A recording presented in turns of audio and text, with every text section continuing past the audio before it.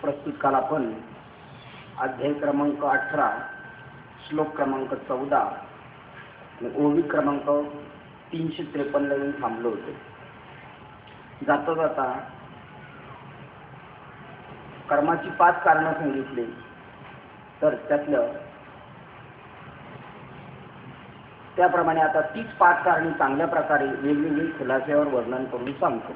त्यातलं पहिलं सांगितलं होतं तसाच शरीर, तसाच कर्ता मी असे म्हणणारा एक शरीर, दुसरं त्याचं कर्तृत्व कर्म करणारा मी, आणि नाना प्रकारचे श्रोत्राधिक इंद्रिय जात म्हणजे जेवढी आपली इंद्रिय आहेत ती, तिसरं कारण, आणि नाना पृथक पृथक प्राणाधिकांचे चेष्टा, आणि 4 कारणात चौथं कारण आपल्या शरीरात असलेला प्राण, तो वेगवेगळ्या कारणाने वेगवेगळ्या नावारूपाला आलेला, आणि 5वं कारण सांगितलं होतं इंद्रियावर अनुग्रह करणारे आदित्यातील दैवत, असे ही 5वी कारण आहे.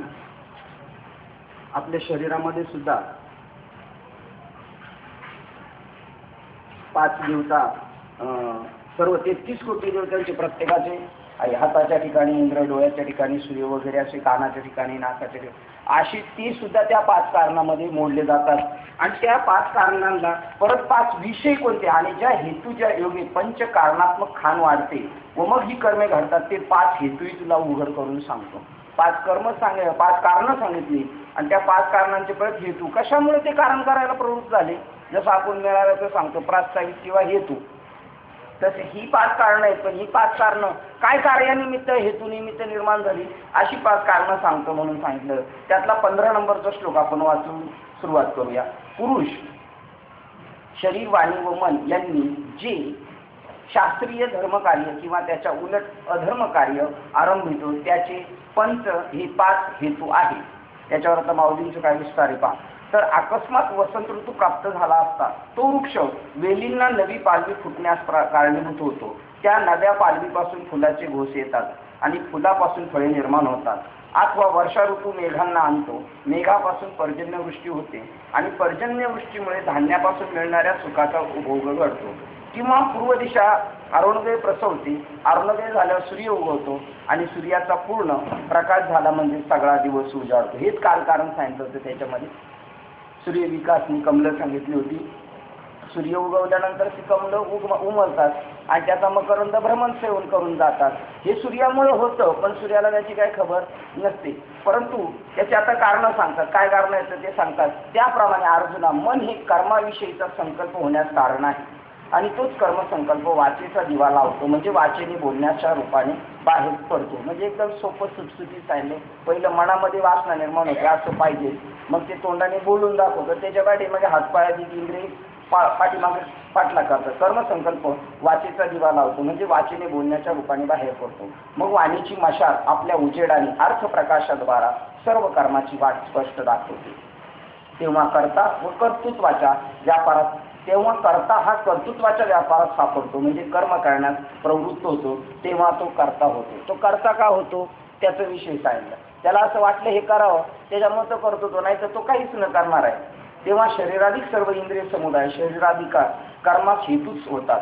लोखंडाचा एखादा जिन्नस तयार करणे झाल्यास ज्याप्रमाणे तो लोखंडाच्या हत्यारांनी तयार करावा लागतो, अथवा उभे असलेल्या तंतूच्या ताण्यात मागात आडवे तंतूच घातले म्हणजे त्या तंतूचेच वस्त्र होते. जसे रत्नाचे पैलू पाडावायचे ते रत्नानेच पाडावे लागतात, तीच मन, वाचा व देह यांचे कर्म मनादी हेतूकडूनच घडते असते. घडत असते पाहिजे तर घडते असते. या ठिकाणी कर्माची शरीराधिक कारणे तीच त्यांना हेतू कशी होती, अशी जर कोणी शंका घेईल किंवा जाणण्याची इच्छा करेल तर सांगतो ते त्याने ऐकावे. हे पहा, सूर्याच्या प्रकाशात जसा सूर्यच हेतू व कारण आहे, किंवा ऊसाचे एक कांडे हेच ऊसाच्या दुसऱ्या कांड्याच्या वाढीस हेतू आहे. अथवा वाग्देवतीची सरस्वतीची जेव्हा स्तुती करायची असते तेव्हा जसे वाणीचे श्रम साह्य घ्यावे लागते, किंवा वेदाची थोरवी वर्णन करायचे असल्यास ती वेदानेच करावी लागते, तसे कोणत्याही कर्माच्या उत्पत्ती शरीराधिक हीच कारणे आहेत. शरीरच त्या सगळ्या कारणाला कारण आहे. हिऱ्याला पैलू पाडायचे असेल तर हिऱ्यानेच पाडायचे, तसे सूर्य पाहायचा असेल तर सूर्याच्याच प्रकाशाने पाहायचं. तसे कोणत्याही कर्माच्या उत्पत्ती शरीराधिक हीच कारणीभूत हे सर्वात निश्चित माहीत आहे. परंतु येथेही शरीराधिकच कर्मास हेतूही आहेत, यात काहीही चूक नाही. कारण सुद्धा ते आवाज जरा मोठा वाटतं, थोडंसं मोठं वाटतं, थोडंसं एकदम लाईट. हरी हरी हरी हरी. तसेच कोणत्याही कर्मात उत्पत्ती शरीर हीच कारणे आहेत व सर्वात निश्चित माहीत आहे. परंतु येथेही शरीराधिकास कर्मात हेतू आहेत, यात काहीही चूक नाही. आणि पूर्वी प्रतिपादिलेल्या देहाधिक अधिष्ठानाधिक 5 कारणांना देहाधिकच हेतूंची सहाय्यता मिळाली तर सर्व त्यामुळे व त्या कर्माची उभारणी उत्पत्ती होती. ही कर्मे शास्त्राने मानलेल्या मार्गानुसार जर केली तर हे धनंजयाचे पूर्व पुण्यकर्म होते व त्यालाच न्याय्य कर्म म्हणतात. ते न्याय्य मार्गच न्याय्य कर्मास हेतूही होतो.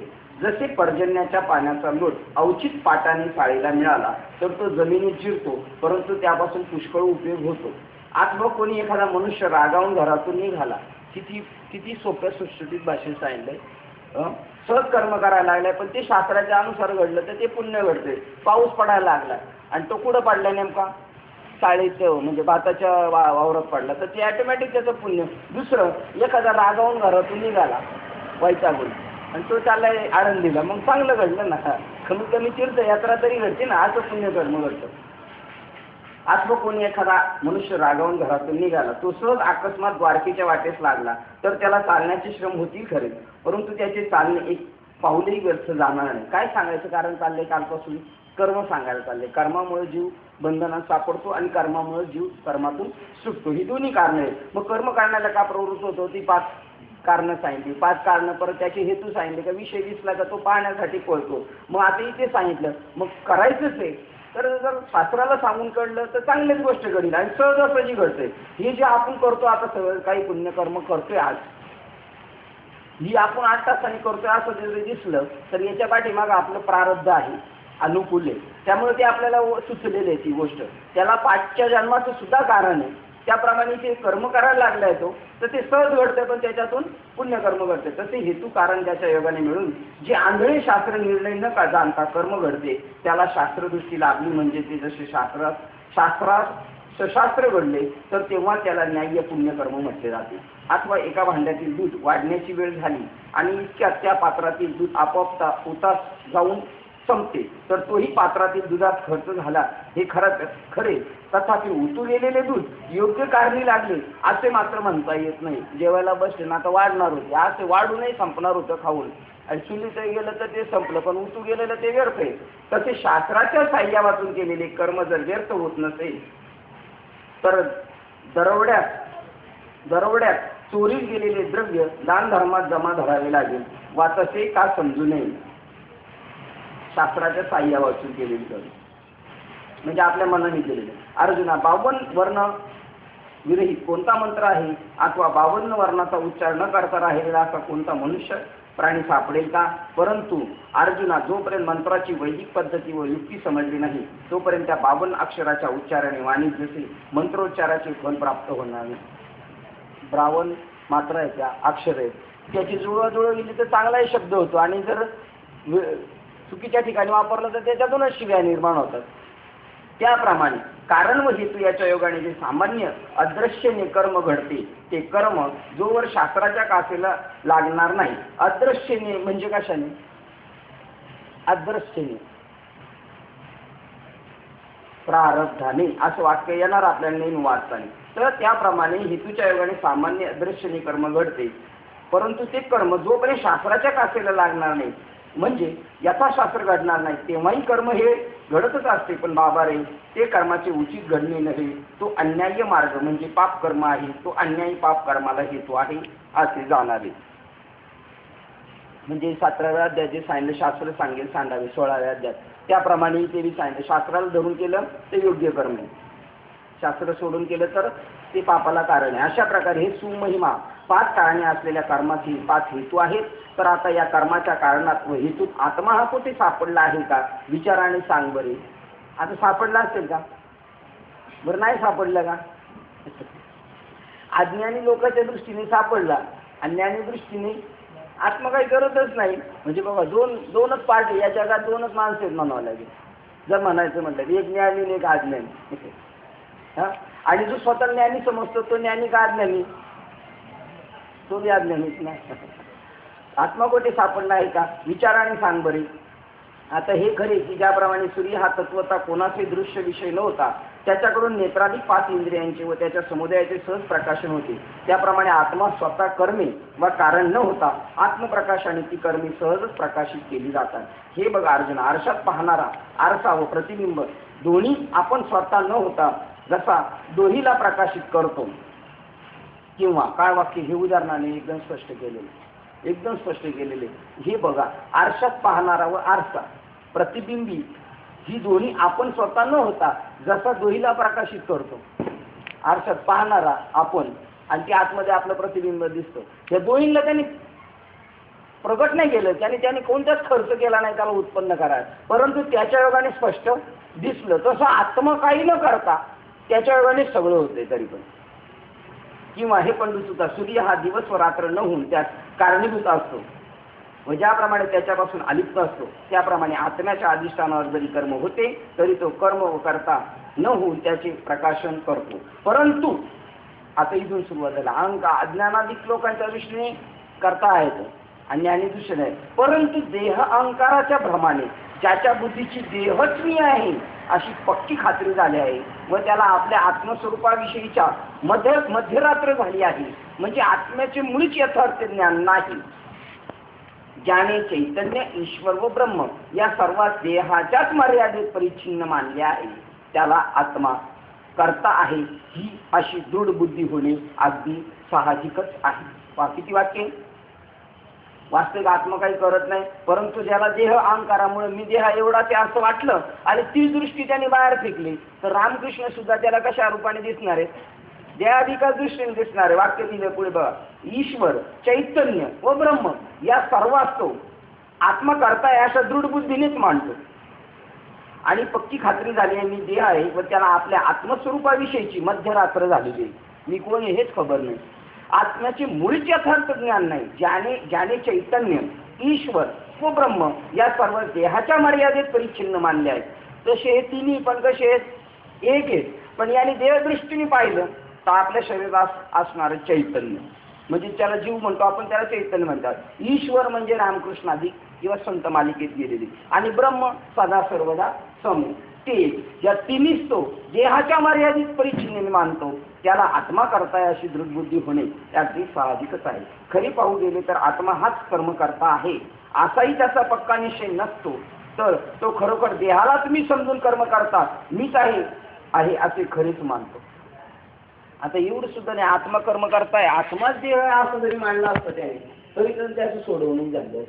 परंतु तो काय म्हणतोय, शरीरच मी आणि माझं शरीरच कर्म करतो, मी समजून कर्म करता आहे असे मानतो खरे. कारण कर्मातीत व सर्व कर्मांना साक्षीभूत असा आत्मा मीच आहे अशी यथार्थ स्वरूपाची गोष्ट तो कानाने कधी ऐकत नाही. काय?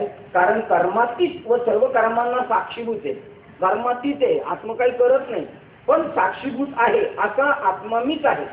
बरं, एका ठिकाणी पुढे जाऊन सांगितलं साक्षी सुद्धा नाही, साक्षी असल्यावर तरी त्याला सांगावं लागला यांनी काहीतरी केलंय, तरी ते पण तो जाणत नाही मी काय केले म्हणून. अशी यथार्थ स्वरूपाची गोष्ट तो कानानेही कधी ऐकत नाही. म्हणून सर्व व्यापक परिचिन्न असा जो आत्मा त्या देहच होय असे देहाने तो मोजतो.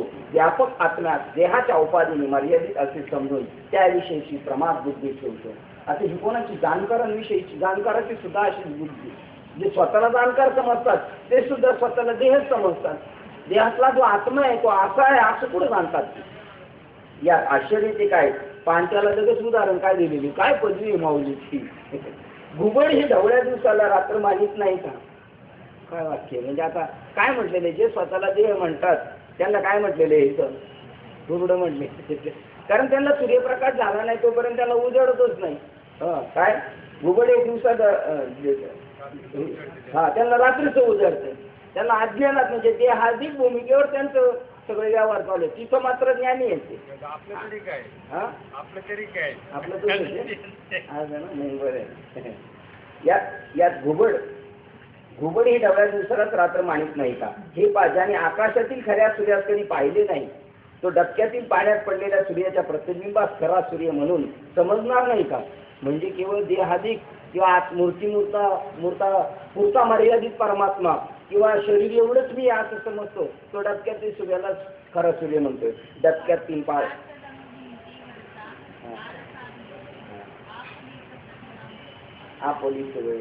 आपलीच प्रतिमा आपली वैरी होती आणि आपण त्या आरशात पाहतो ना आपलं प्रतिबिंब आणि आपण स्वतःला काय समजतो तेवढाच आहे. तसं देहात असणारा आत्मा म्हणतो मी एवढाच आहे आणि मग आपणच आपला त्या कोषकिड्याप्रमाणे वैरी झालेला आहे आणि गुंतून मेलेला आहे. सूर्याच्या प्रतिबिंबात खरा सूर्य म्हणून समजणार नाही का? डबक्यातील पाणी साचले म्हणजे सूर्य जन्मास आला असं मानतो. तेच पाणी वाऱ्याने हल्ले म्हणजे सूर्यही हलू कापू लागला आहे असे मानतो आणि डबके कोरडे पडले म्हणजे सूर्याचा नाश झाला असे समजतो. आणि निजलेला मनुष्य जोपर्यंत जागा झाला नाही तोपर्यंत त्याला स्वप्न खरे सत्य भासणे शक्य स्वाभाविक आहे. ज्याला ही दोरी आहे हे कळत नाही तो त्या दोरीला साफ समजून घ्याला तर यात नवलते काय? 2-3 दृष्टांत लिहिलेले. एका दृष्टांतामध्ये काय लिहिलेले? झोपलेलं आहे त्याला जाग होणार नाही आणि त्यामुळे स्वप्न मात्र आता हे जग आहे हे स्वप्न आहे खरं आणि ते खरं वाटतंय आपल्याला अजून. मग स्वप्न खरं वाटतं का खोटं वाटतं? स्वप्नात स्वप्न खरं. तसं हे जग जोपर्यंत खरं वाटतंय तोपर्यंत आपण कुठे आहे? स्वप्नात आहे. दोरीला आणि कळणार नाही. माऊलीला वाटलं एवढंही यांना कळणार नाही म्हणून ते दोरीचं उदाहरण देऊन सांगतात. दोरी ही ज्याला ही दोरी आहे हे कळत नाही तो त्या दोरीला साफ समजून घ्यायला यात नवलते कोणते? म्हणजे जन्म आणि मरण याला जे घाबरतात ते कशाला घाबरलेले? दोरीला घाबरले पण काय समजून घाबरले? मग आता ही जेवढी घाबरते ते आणि त्याच्यासाठी अगोदर पाणी दिलं, पाणी हलायला लागलं तर सूर्याचं प्रतिबिंब त्यातच पडलं, ते हलायला लागलं म्हणजे सुखदुःखाचे चटके. बाबा व्हायबल झाले, बाबांना लय दुःख झालं, सुख झालं. तसं आत्म्याला सुखदुःख नाही. सूर्य हलतो का वरती? पण इथं हल्ल्यासारखं वाटतं कारण ते डबक्यातल्या सूर्यालाच तो खरा सूर्य समजायला लागलाय. त्यामुळे जन्माला आला डबकं साठलं आणि सूर्याचा प्रकाश पडला का सूर्य जन्माला आला आणि डबकं आटलं का सूर्य मेला. म्हणजे याच्यातून सूर्य सांगायचं आहे का आपल्या शरीरातल्या आत्म्याबद्दल वर्णन करायचं.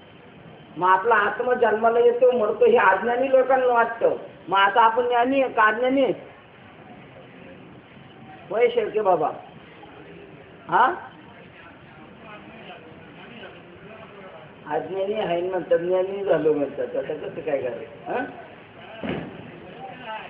हा कळलं त्याला आहे. जोपर्यंत डोळ्यात काजळीचा दोष झालेला आहे तोपर्यंत चंद्र पिवळा दिसतो. यात नवलते काय? माऊलींनी बघा ज्ञानदेव सांगितलं दृष्टांताची मात. पहिलं काय सांगितलं? दोरीला साफ समजून घाबरला त्यात नवल काय? दुसरं सांगितलं डोळ्यात काजळीचा दोष झालेला आहे तोपर्यंत चंद्र पिवळा दिसतो. यात नवल काय? अरे मृगांनीही मृगजळाला भुलू नये काय? कोणी भुलले? मृगजळाने मृगाने म्हणजे कोणी? हरणाने मृगजळाला भुलू नाही तर भुलायचं कोणी? मग काय वाचणार? ज्ञानेश्वरीला कळत असेल ज्याला ज्ञानेश्वरी वाचत असेल. म्हणजे जे भुललेली ते सगळे कोण आहेत? हरणं. त्याने ही हरणं आम्हाला सांगायला आहेत. काय येडचं बाजार पेडचं पाऊस या मृगांनी मृगजळाला भुलू नाही काय? तर मग कोणी बोलावे? मग कोणी बोलावे? तर साधलेले लोक नाही भ्रमण करणार. तो कोण भ्रमण करणार? त्याप्रमाणे हे म्हणजे मोठे विद्वान लोक असतील तिथेही प्रवचन करायला वळीवर सगळे दिग्गज लोक आणि ते समजतात मी आलो मला विचारलं नाही, तो आला त्याला विचारलं नाही, तिथेही प्रवचन झालं काय? मग मृगांनी मृगजळाला बोलणार नाही तर कोण बोलणार? त्याप्रमाणे जो शास्त्राचा व गुरुच्या नावाने ते उच्चारल्याबरोबर त्याच्याकडून आलेला त्याचा वाराही आपल्या गावाला शिरेस लागू देत नाही, त्यात मानित नाही. कारण तो मूर्खपणाच्या जीवित्वाच्या बळावर जगलेला असतो. शास्त्र वचन पटत नाही माणसाला, संतांचं वचन पटत नाही. त्यामुळे मग असं नाही होणार तर काय होणार? अरे अभ्री चालली म्हणजे त्याच्या वेगाचा ज्याप्रमाणे कोल्हे हे चंद्र चालतो जसा त्या चंद्रावरच आरोप करतात. आता हे परत दुसरी उपमा दिली. नामा म्हणे त्याची उपमा काय द्यावी? आता यांना दुसरी उपमा दिली. हरणाची जर दिली आता दुसरी कोणाची दिली? कोल्हे.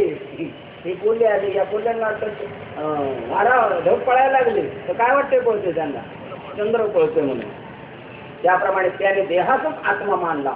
दशक्रियेला का प्रवचन होणार याच्यावर जबरदस्त. घरी कळू नाही तर नाही कळू आपली ही काय पिटू भक्तीचा रांगोरा ते पिटतच राहायचं, आपण सांगतच राहायचं. एक तर शहाणा असेल ना 100 माणसामध्ये.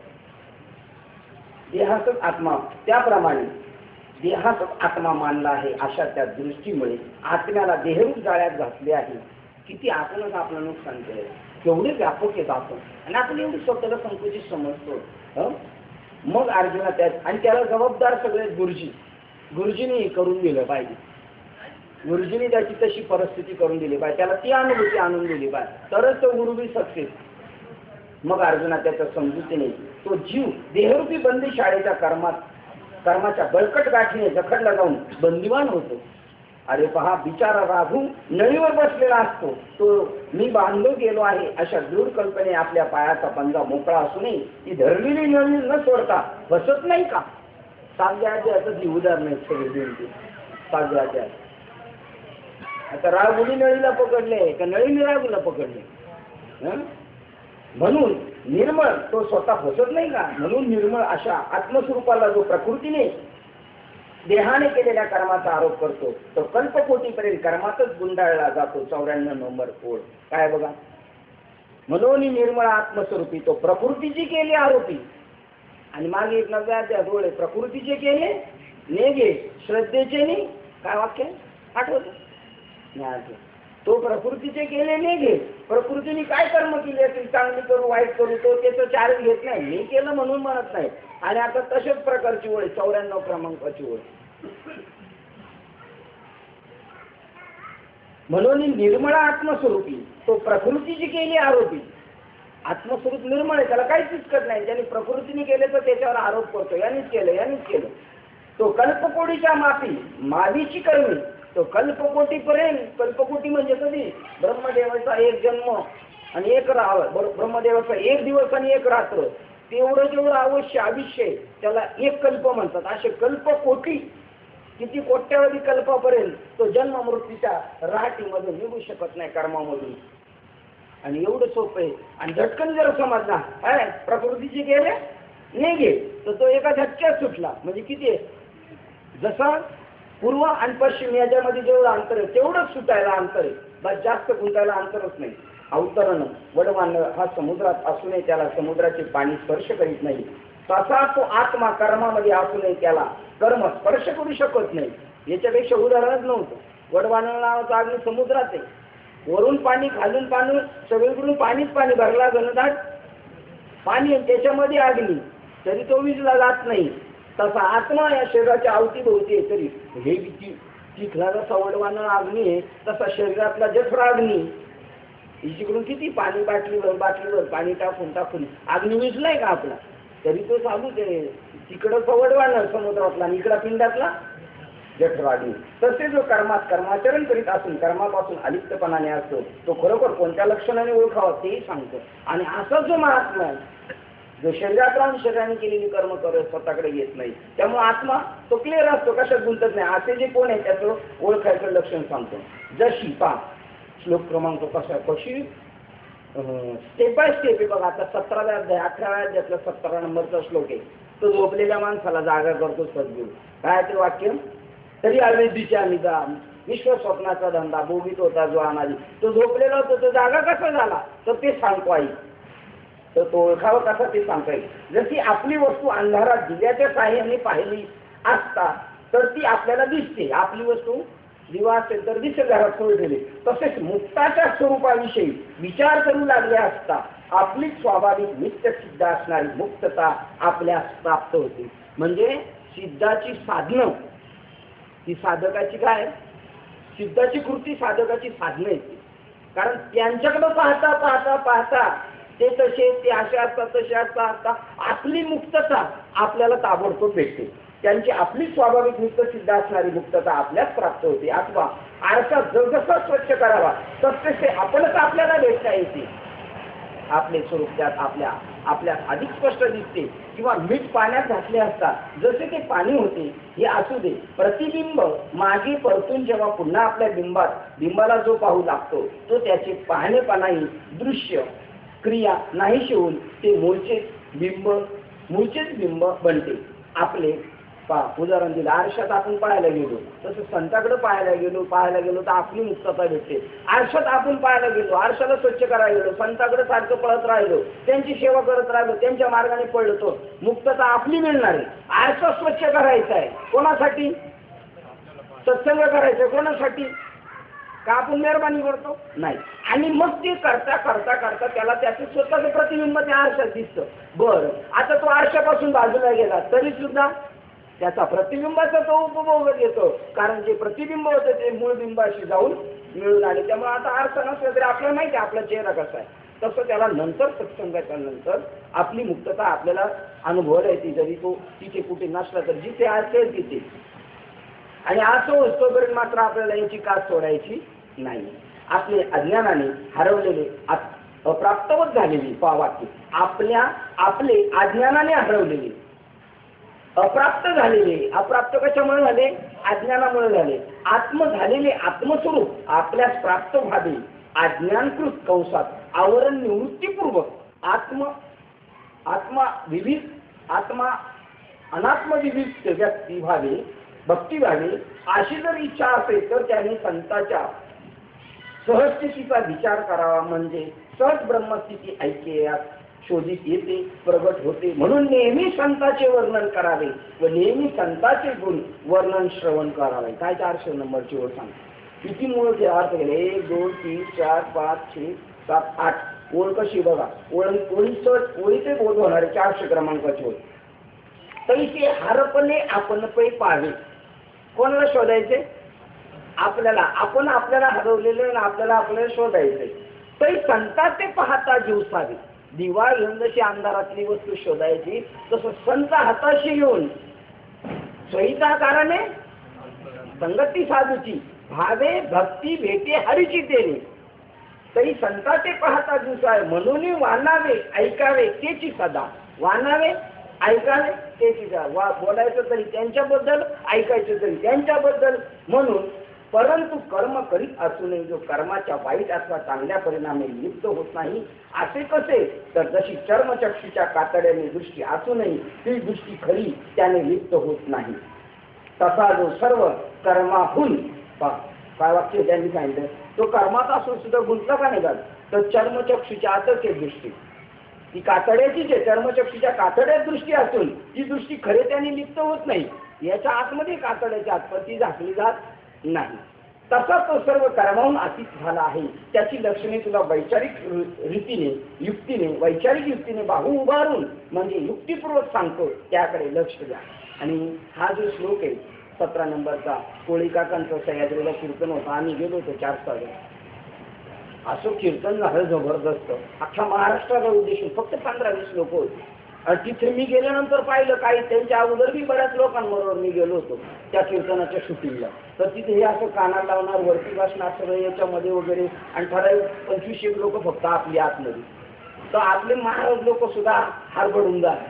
त्यांच्यावर एक प्रकारचे काय व्हायचं, प्रेशर यायचं. ते असे इकडे कानावरून वगैरे सूचना द्यायचे. हो, पण ते मात्र काहीच डगमगलेलं ना. अख्खा महाराष्ट्राला उद्देश दिला, असं कीर्तन केलं, भूतो न भविष्य असं काय आपल्याकडे तुम्हाला जाते. तेवढे मग झाल्यानंतर मी म्हणलं काका एकदम जबरदस्त, अख्खा महाराष्ट्र.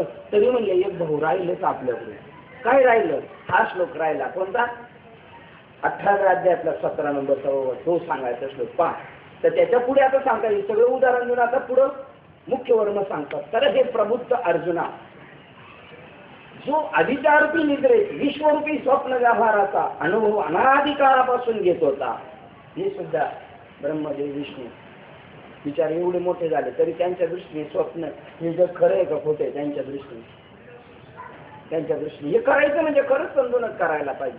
आणि हे खरं खोटं समजून करायला गेलं तर खरंच गुंतून जातो माणूस. किती चांगली. म्हणून 18व्या अध्यायात परत सांगितलं, ज्यांनी सर्व संघ परित्याग करून गेले ते सुद्धा मठमठादीचे निमिषे शिष्य संप्रदायाचे निविलासे घातले आती ठासे निसंगाजेने. निसंग आहेत सगळ्यात परफेक्ट शंकर भगवान, तरी सुद्धा पाशामध्ये गुंतलो जातो माणूस. एवढं कर्माचा कचाट आहे. पण फक्त संताला ती युक्ती साधली जाते. म्हणून ते वाहनावे ऐकावी त्याची का. म्हणून अनादी काळापासून अनुभव घेत होता, चिडी किटी मुंगी होतो तेव्हापासून त्या तत्वमसी या महावाक्याचा उपदेश केला. गुरुचं काम काय? रामकृष्ण हरी सांगणं गुरुचं काम नाही, तेवढं काम होत नाही. हे बाह्य अंगाचं लक्षण आहे, हे ज्ञानेश्वरी सांगते. त्या तत्वमसी या महावाक्याचा उपदेश केला व तो त्याला फलश्रुत व्हावा म्हणून त्याच्या मस्तकावर हात ठेवला. नुसता हात ठेवला असे नव्हे, नाही तर हात ठेवायला काय कोणी ठेवू शकते, पण ती पावले साधू संतांची. हात ठेवला नुसता नव्हे, तर जणू काय त्याला थापटी मारून त्याला आपल्या कृपेच्या सामर्थ्याने आत्मस्वरूपाविषयी निरंतरची जागे केली. आपण तरी सहज सकाळी उठो म्हणलं घरी तरी लवकर उठतोय, एका आरोळीत उठतो का आपण? तत्वमसी महावाक्याच्या हाका मारून मारून मारून उठा जायचं का नाही? उठा उठा उठा उठा साधू, तिथं सुद्धा उठा उठा साधू संत. एकदा उठा नाही, कुठं साधू संतांना उठा उठा साधू संत म्हणजे किती वेळा म्हटले? आपण तर त्यांच्यापेक्षा डर, म्हणजे आपल्याला त्यांना 2 तर आपल्याला 4 वेळा तर म्हणावंच लागेल. तसा अर्जुना निरंतरचे जागे करतात ही सत्संगाच्या माध्यमातून. एका गोष्टीत नाही, एक वेळेला एक मिळत असतं का? एका दिवसात सगळं आपल्या बापाने कमवून ठेवलेलं नाही, मिळत नाही. समुद्रात तेवढं पाणी आहे, विहिरीत तेवढं पाणी आहे, तेवढी न्यायची कुवत नाही आपली. तसं संताचं आहे ना, ज्ञानाचं सागर आहे, पण आपली डोकी रिकामी नाहीत ना. म्हणून एका वेळेला एक कळतं, एका वेळेला एक कळतं. निर्खत गेली या हळू हळू हळू पंडू सुद्धा मीच एका झटक्यात नाही, झटक्यात त्यांच्याकडे आहे पण आपल्याकडे नाही ना तो झटका. तसा अर्जुना जगद्रूपी स्वप्नासती माया अज्ञानरूपी निद्रा टाकून देऊन जो मी सहज अद्वयानंद निजस्वरूप आहे. अर्जुना तसा जगद्रूपी स्वप्नासती माया अज्ञानरूपी निद्रा टाकून, माया संपली, झोप संपली, निद्रा टाकून देऊन जो मी सहज अद्वयानंद आहे. मला कोणी केलं नाही, सहज मी आंधळाला, मी सहजच येत असं आहे. आणि म्हणून जगद्रूपी बघा त्याचा स्वप्नासती माया गायब झाली आणि म्हणून सहज मी आंधळा झालो. आंधळा झालो नाही होतो हे काही दिसत नव्हतं, पण यांना सांगतात, यांच्या दिवशी हे डोळे यांना सगळं दिसतंय ना, काय दिसतंय यांना? जग दिसतंय. आणि या दृष्टीने तो म्हणतो तसाच अर्जुनाने जगद्रूपी स्वप्नात ती माया अज्ञानरूपी निद्रा टाकून देऊन जो मी सहज अद्वयानंद निज स्वरूप आहे अशा यथार्थ बोधाने जागा झाला. तेव्हा चंद्रकिरण फाकता क्षणी. आणि जर खरोखर आपण जागे झालो असेल तर पुढची उदाहरणं पहा. जर आपण त्याच्यात गुंतत नसेल तर खरे जागे झालो, मग काहीच टेन्शन नाही, मग नाही आला सत्संगाला, नाही केलं काही तरी चालू शकतो. उदाहरण पहा, जागा झालेल्याची उदाहरणं सांगतात. तेव्हा चंद्रकिरण फाकता क्षणी मृगजळाचे एकसारखे दिसणारे पूर जसे आपोआप नाही तसे होतात. चंद्र प्रगट झाल्यानंतर मृगजळ गायब होतं. कारण मृगजळ सूर्यामुळे दिसतं. चंद्र उगवला म्हणजे सूर्य मावळला, आणि सूर्याच्यामुळेच मृगजळ आहे, उन्हाच्या जळ्या. त्यामुळं जसं हा इकडे जागा झाला, चंद्रोदय झाला म्हणजे मृगजळ संपलं, तसं ज्ञान झालं म्हणजे अज्ञान संपलं. आणि अज्ञानाचं तत्कार्य हे जगत मग शिल्लक राहील. अज्ञानच नाही तर त्याचं कार्य कसं काय शिल्लक? कारणाशिवाय कार्य नाही, पण कारणच नाही, कार्यच नाही, कारणच नाही तर कार्य काय राहणार? चंद्रकिरण फाकता क्षणी मृगजळाचे एकसारखे पूर जसे आपोआप नाहीसे होतात व बाल्यदशा निघून गेल्यावर बागुलबोलाला बळ सत्ता नसल्यामुळे जसे कोणी भीत नाही. लहानपणी घाबरती बोकाडीला, मोठी कोण घाबरणार? किंवा लाकूड जळाल्यावर त्यात जसा उपयोगी इंधनपणा राहत नाही, अथवा जागृत झाल्यावर स्वप्न जसे दृष्टी दिसत नाही, तसा अर्जुना त्याला मी व माझे हा अभिमान शिल्लक राहत नाही. मग अंधार पाहण्याकरता सूर्य वाटेल त्या भुयारात प्रवेश करो, पण तेथे जसा अंधार त्याच्या वाट्याला राहतच नाही, तसा मी जो आत्मस्वरूपाने सर्वत्र व्याप्त आहे अशी ज्याची पूर्ण समजूत झाली आहे. आपल्याला काय करायची बात? फक्त बाबांच्या भाषेत समजूत बात करायची. हे जग ही समजूत बात करायची आणि मूळच्या समजुतीवर यायचंय. अशी समजूत झाली, तो ज्या ज्या दृश्य वस्तूकडे पाहिल ती दृश्य वस्तू द्रष्टेपणाचं आपल्याचं त्याला आत्मस्वरूपच दिसते. दृश्य आणि पाहणारा द्रष्टा आपल्या ती वस्तू त्याला आत्मस्वरूप दिसणार. जसा अग्नी ज्या पदार्थाला लागतो तो पदार्थ अंगाने अग्निरूपच होतो. मग जसा दाह्य जळणारे व दाहक जाळणारे असा त्यातील भेद शिल्लक राहत नाही. लाकूड पेटल्यानंतर लाकूडच अग्नी झालं. आता लाकूड वेगळं आणि अग्नी वेगळं राहिलं नाही, अग्नीच लाकूडच अग्नी झाला. तसे कर्म ही एक आत्मभिन्न अशी दुसरी वस्तू मानून त्या कर्मामुळे आत्म्यावर जो कर्तेपणाचा आळ आलेला होता. काय वाक्य सांगितलं आता परत? कर्म हे आत्मभिन्न वस्तू आहे वाटली, पण आता कर्मच आत्मस्वरूप आहे. अग्नीच लाकूड झालेले, लाकूडच अग्नी, आता दोन कुठं राहिलेले. त्याप्रमाणे कर्म ही आत्मभिन्न अशी दुसरी वस्तू मानून त्या कर्मामुळे आत्म्यावर जो कर्तेपणाचा आळ आलेला होता तो नाहीसा झाल्यावर जे काही बाही म्हणजे वाचक भावाती होते तीच आत्मस्थिती आहे. मग काय शिल्लक राहील ते? म्हणून भाव अभाव गेले, पाव पांडुरंग झाला. त्या आत्मस्थितीत राहणारा जो राजश्रेष्ठ पुरुष तो हा देह आहे मी अशी माझा आहे असे मानील कसे? असं ज्याला जाण आलेली आहे त्या आत्मस्थितीत राहणारा जो राजश्रेष्ठ पुरुष तो हा देह मी किंवा माझा आहे असे मानील कसे? कारण पूर्ण आत्मज्ञानाने देह अभिमान नष्ट झाला आहे ना, प्रश्नचिन्ह आहे ना.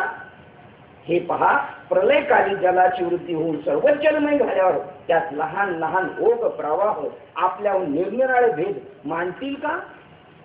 आपल्या गावची नदी दाखवते सगळीकडे अब्रह्मापर्यंत पाणी झालेलं आहे, सगळं जग आकाशापर्यंत. आता आपल्या गावची नदी कुठं दाखवायची? तसं सगळं जगामध्ये ब्रह्मदीचे एवढे तेव्हा चांगदेव तरी चांगदेव म्हणून शिल्लक राहिले असतील का? त्याप्रमाणे अर्जुना ब्रह्माच्या ठिकाणी पूर्ण अहंता उत्पन्न झाली असता आणि ते साधन आपल्याला दिले बाबांनी. ब्रह्माच्या ठिकाणी पूर्ण अहंता निर्माण, अहंकार जरी तिचा अहंकार झाला तो अहंकार आपण घेतला.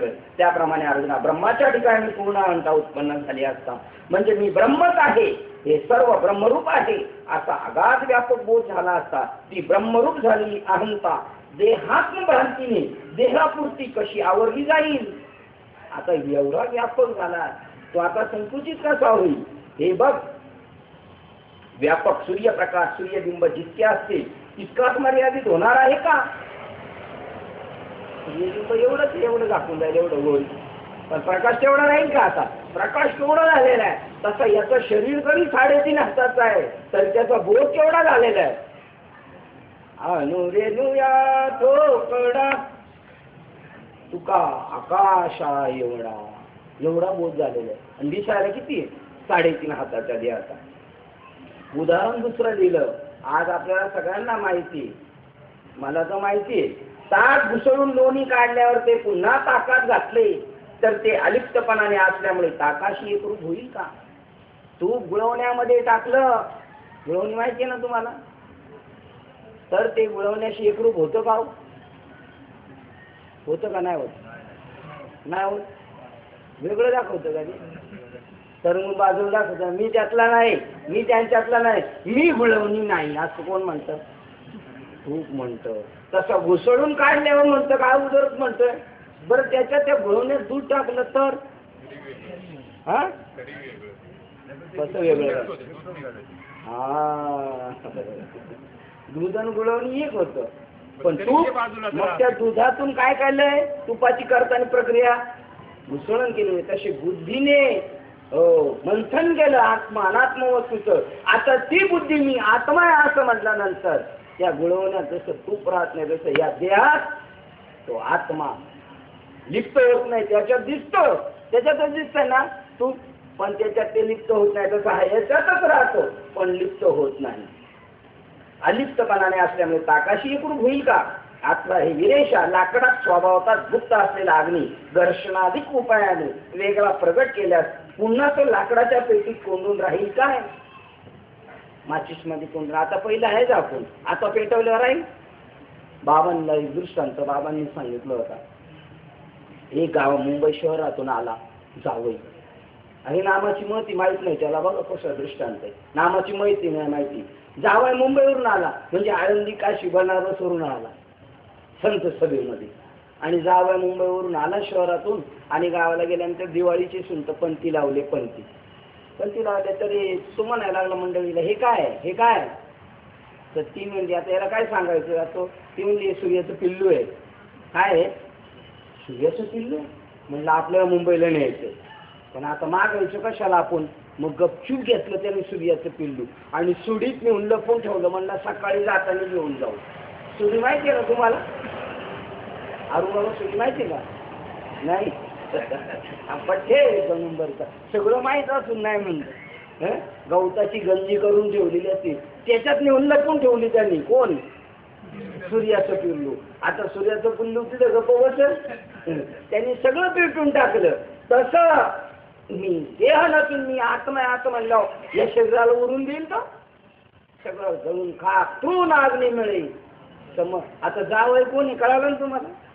काशी बनारस आळंदी पंढरपूर करून वाचस्पती विद्यावाचस्पती बनून आले. नामाचीच माहिती माहीत नाही. अरे सूर्याचं पिल्लू आहे म्हणजे आत्मस्वरूपाची हे ती अक्षरे नव्हती दे का? ब्रह्म साम्राज्य दीपिका अर्जुनाला चित्कळिका प्रकटविली देवी असं टाकल्याबरोबर जाळ झाला. कोणती ओळ आली होती का? कोण परवा मला एक अभंग म्हणून दाखवलं काय म्हणते? पेटलं पाहिजे. कोण म्हटलं होतं पेटलं पाहिजे? गोरडेबाई तुम्ही? हा, आता पेटवू सारे रान, आता उठवू सारे रान, आता पेटवू सारे रान. बाबांच्या पुण्याईने लाव पणाला प्राण, आता उठवू सारे रान, आता पेटवू सारे रान, आता उठवू सारे रान, आता पेटवू सारे रान. श्रीपाद बाबांच्या कृपेने पुण्याईने लावू पणाला प्राण, लावू पणाला प्राण. आपला पण आहे, पण आयुष्या नावे देव धरी जे भावी, त्या पणाला पण लावून आपण ते पूर्ण करू. बापरे बापा, हे विदेशा लाकडा स्वभावता गुप्त असलेल्या अगदी घर्षणाधिक उपायाने वेगळा प्रगट केल्यास तर पुन्हा लाकडाच्या पेटीत कोंडून ठेवल्यावर राहील काय? किंवा रात्रीच्या उदरातून जो सूर्य बाहेर पडला उदय पावलेला तो रात्राशी गोष्ट कानाने ऐकेल का? त्याप्रमाणे वेद्य जाणण्याची वस्तू तत्सापेक्ष जाणणारा असं ज्ञातृत्व असं घेऊन वेद्य म्हणजे जाणायची वस्तू आणि तत्सापेक्ष जाणणारा असं ज्ञातृत्वाचं गिळून ज्ञान आणि जाणणारा म्हणजे ज्याच्या बोधाची पूर्णतया नाहीशी झाली आहे त्याला मी देह आहे अशी देह, आत्मा आहे अशी अहंता कुठून उठणार? जाणणारा सो जे जाणायचं त्याच्यात तो एकरूप झाला. मिठाची हत्ती सागराशी एकरूप झाली. आता मी हत्तीने याचं तिला थोडं भान राहिले. आणि आकाशाचे जे ज्या ठिकाणी जावे त्या ठिकाणी ते भरलेलेच असते. स्वभावाचा ते सर्व ठिकाणी ओतप्रोत व्याप्त भरून राहिलेले आहे. तसे तो जे काही करतो ते त्याचेच आत्मस्वरूप आहे. मग तुम्ही जे कर्म कराल ना, कर्म धर्म त्यांचा झाला रे, तो कर्म सुद्धा तुमच्यापेक्षा वेगळं नाही.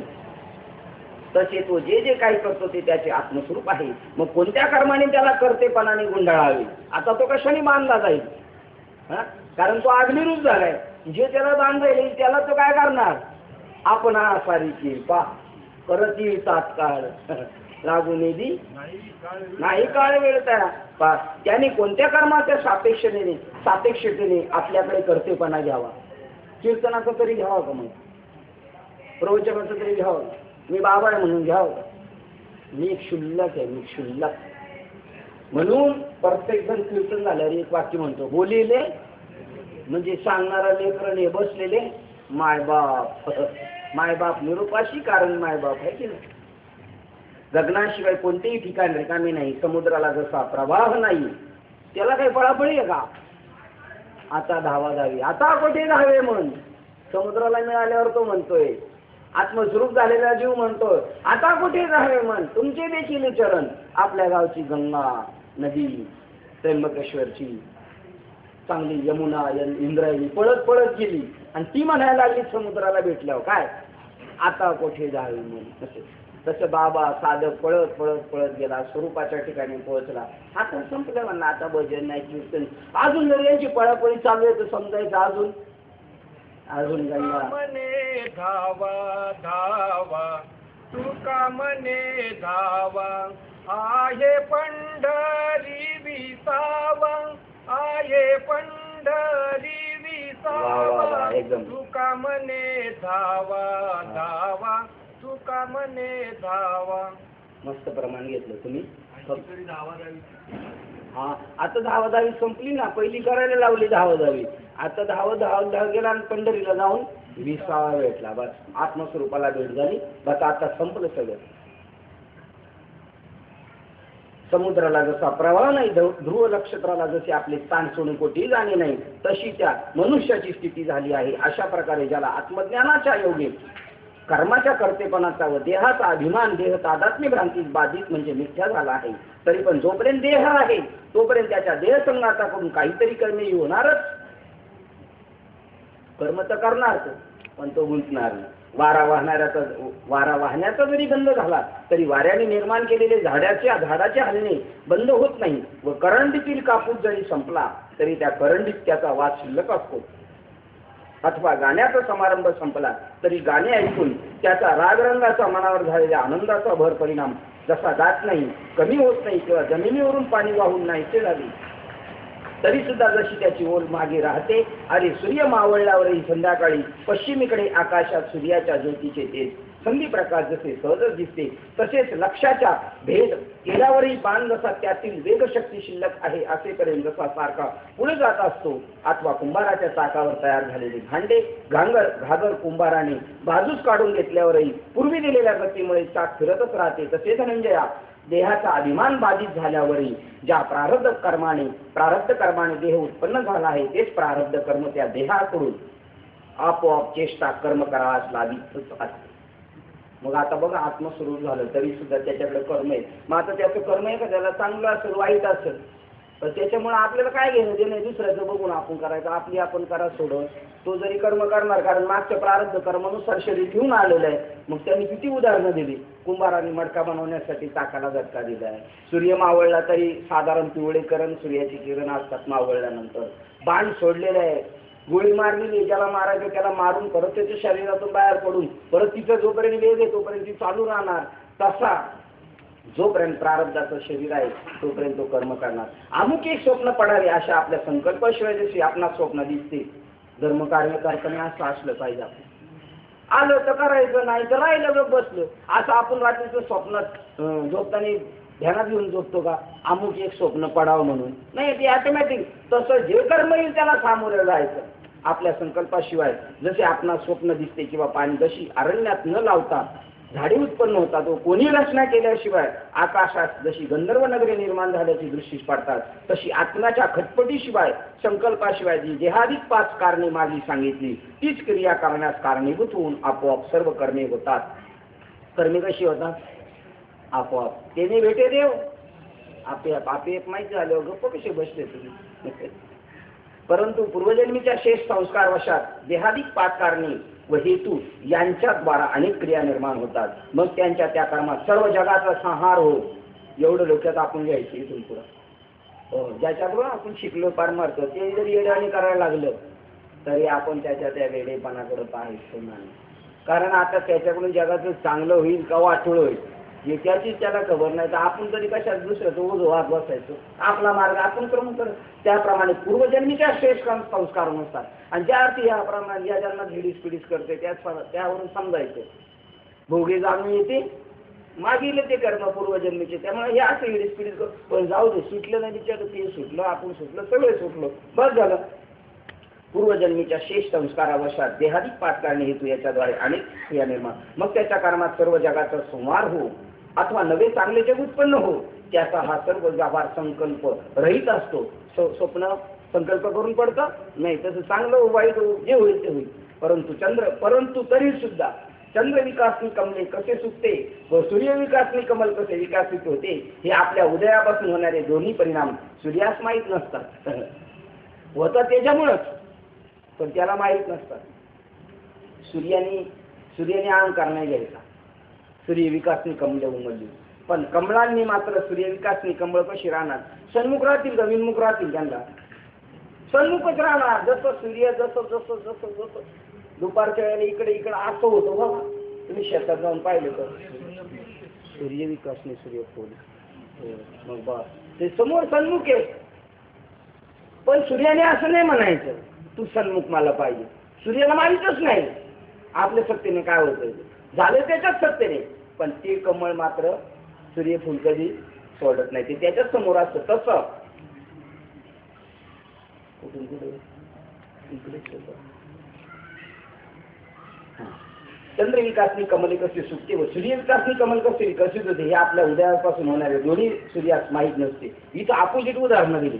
सूर्यविकासनी विकासते, पण सूर्य उगवल्यानंतर कमल चंद्रविकासानी मावळून जातात.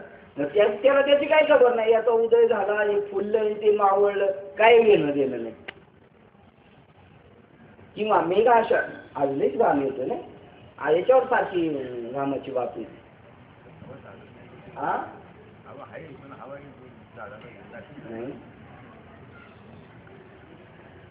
अथवा त्याच्या कर्मात सर्व जगाचा संहार हो, काही हो त्याला काय माहित नाही. त्याप्रमाणे मेघ आकाशात विजेचा वर्षाव होऊन पृथ्वीच्या ठिकऱ्या ठिकऱ्या हो, पा चांगलं हो, हे मराठीचे नगरी ब्रह्मविद्येचा सुकाळ हो, विजेचा वर्षावून पृथ्वीच्या ठिकऱ्या ठिकऱ्या हो, किंवा मेघद्वारा उत्तम पाऊस पडून अखिल भूत हिरवेगार हो. तर या दोहींलाही जसे आकाश जाणत नाही तसा तो पुरुष देह अभिमान रहित दृष्टीने देहातच वास करीत असला तरी तो जसा स्वप्नातून जागा झालेला मनुष्य स्वप्न पाहत नाही, तसा देहाविकाच्या व्यवहारापासून सृष्टीचा उद्भव झाला किंवा तिचा लय झाला तरीही त्याला त्याची दाद नसते. एरवी हा देहधारी आहे असे जे चर्मचक्षुने स्थूल नजरेने पाहतात ते खरोखर तेच कर्म करणारा आहे असेच मानतात. आता आपण जर त्यांना म्हणायला लागलो मेजरमेंट लावून ते असे तर आपण कर्माच्या ह्याच्यात पडू, ते कर्म करतो असं ते म्हणतात. पण त्याच्या दृष्टीने त्याला काहीच नाही, तो देहधारी आहे असे चर्मचक्षुने स्थूल नजरेने पाहतात ते खरोखर तोच कर्म करणार आहे असे लोक मानतात. अथवा गवताची बुजगावणी, आता बघ चोराला नाही तर त्या जनावरांना वाटणारच हा कोण आहे, मालक आहे म्हणून. अथवा गवताची बुजगावणी करून ते शेताच्या बांधावर उभे केले असते तेव्हा कोल्हा त्याला खरा हवालदार आहे असे समजत नाही का. म्हणजे आपण वेडे समजायचं. जर आपण ज्ञानी होऊन जर दुसऱ्याला मेजरमेंट लावायला लागलो तर आपणच समजलो खरा हवालदार येतो कोल्हा. वेडा मनुष्य वस्त्र नेसलेला आहे किंवा नागवा आहे जसे इतर लोकांनी येऊन जाणावे लागते, किंवा रणात पडलेल्या योद्ध्या मनुष्याच्या अंगावर घाव जसे दुसऱ्यानेच मोजावे लागतात. अथवा एखादी सती जाण्यास निघाल्या महासतीचे भोग किंवा नाणे माखणे मळवट भरणे इत्यादी सौभाग्य शृंगार जरी करीत आहे असे खरोखर सर्व लोक पाहतात तरी तिच्या दृष्टीने अग्नी दिसत नाही. स्वतःच्या शरीराची तिला भान नसते किंवा पाहणारे लोक तिला दिसतच नसतात, कारण ती एका पती स्वरूपात तल्लीन झालेली असते. त्याप्रमाणे जो आत्मस्वरूप बोध प्राप्तीच्या वेळी जागा झाला आहे व ज्याच्या द्रष्टासह सापेक्ष मनोवृत्ती नष्ट झाल्या आहेत, पाहणारा व पाहण्याची वस्तू हा परावलंबी सापेक्ष भाव बाधित झाला, तो आपल्या सर्व इंद्रिय समुदायाचे काय व्यवहार कर्म करणे केले हे जाणत नाही. याचा अनुभव आहे आपल्याला सती निघालेला पाहिजे. ज्यावेळेला नवीन आपण प्रवचनाला बसतो त्यावेळेला आपल्या डोळ्यावर काय येते, सगळं अंधार, समोरची माणसंच दिसत नाहीत आपल्याला, काय एकदम अंधार झालेला असतो. माणसं असतात पण आपल्याला दिसत नाही, कारण आपण त्या स्वरूपाशी एकरूप झालेलो असतो. कोणत्या स्वरूपाशी? त्यामुळे आपल्याला काहीच कळत नाही. अरे अर्जुना, समुद्राच्या तीरावर झालेल्या असलेल्या लोकांस त्याच्या मनाने जरी असे वाटले की थोरल्या एका लाटेने धाकट्या लाटेस एकदम गिळून टाकले आहे, तरी अधिष्ठान असलेल्या उदकाच्या दृष्टीने पाहू गेले असता कोणती लाट कोणत्या लाटेस खाऊन टाकते. त्याप्रमाणे जो पूर्ण आत्मस्वरूप झाला त्यास द्वैत असे नाहीच. आणि असेल तर समजेल चालून चाललंय अजित बाबा की भी बात बाकी आहे, थोडी आपली भी बाकी आहे. खाली हो ती वाखरीपर्यंत पोहोचले, कारण आपण कुठे आता जेजुरीच्या घाटातून चाललेलो आपण, ते बी म्हणतात पंढरीला पोहोचलो, पण तरी सुद्धा कुठे आपण सगळे गेल्यावर एकत्र मग जाणारच आहे. त्याप्रमाणे जो पूर्ण आत्मस्वरूप झाला त्याला द्वैत असे नाहीच, की त्यास जास्त मारील त्यास कर्म टाकावी की कर्माविषयीचे द्वैत राहत नाही. बघा देवाने लगेच टच करून टाकलं तिथं. अर्जुन म्हणतो ना मी मारणार नाही, हे दोन आहेत आणि त्याला द्वैत कसलं. ही पहा सोन्याच्या देवीने सोन्याच्या त्रिशूळाने सोन्याच्याच महिषासुराचा नाश केला. हा सर्व व्यवहार प्रकार पुजाराच्या दृष्टीने खरा असावा असतो, परंतु तत्वता सोन्याच्या दृष्टीने पाहिले म्हणजे त्रिशूळ महिषासुर व देवी हे सर्व सोनेच आहे. तसे गाता श्रोता वक्ता हे सगळे कोण आहेत? टाळ वाजवणारे, मृदुंग वाजवणारे, ऐकणारे, कीर्तन सांगणारे हे सगळे कोण आहेत? झाला सोय श्रीरंग वाक्य गाता श्रोता वक्ता हे सगळे श्रीरंग परमात्मा स्वरूप आहेत.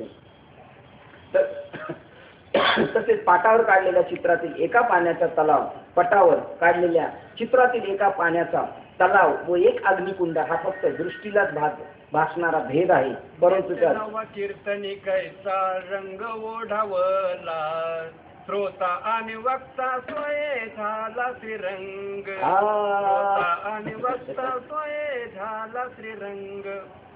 कोणती चाल आहे गोल्डे बाबा? चाल कुठली ते जाऊ द्या, भाव काय ते काय म्हणलो ते घ्या.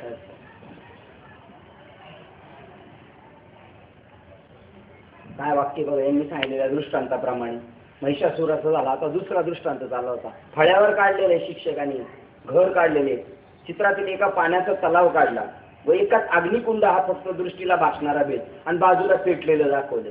आणि हे दोन्ही कशावर? एका फळ्यावर आहे. फळ्यावर काय ओलं बी नाही काय पेटलेलं बी नाही. तसं त्याच्या चित्तात काय पेटलेलं बी नाही, भक्तीचा ओला बी नाही. तटस्थ हे ध्यान विटेवरी तटस्थ, वलय नाही सुखा नाही. चित्रातील एका पाण्याचा तलाव अग्निकुंड हा फक्त दृष्टीलाच भासणारा भेद आहे. परंतु त्या दोहास आधार असलेला जो पट, त्या तत्वता अग्नी किंवा ओलेपणाचा अंश ही दोन्ही नाही.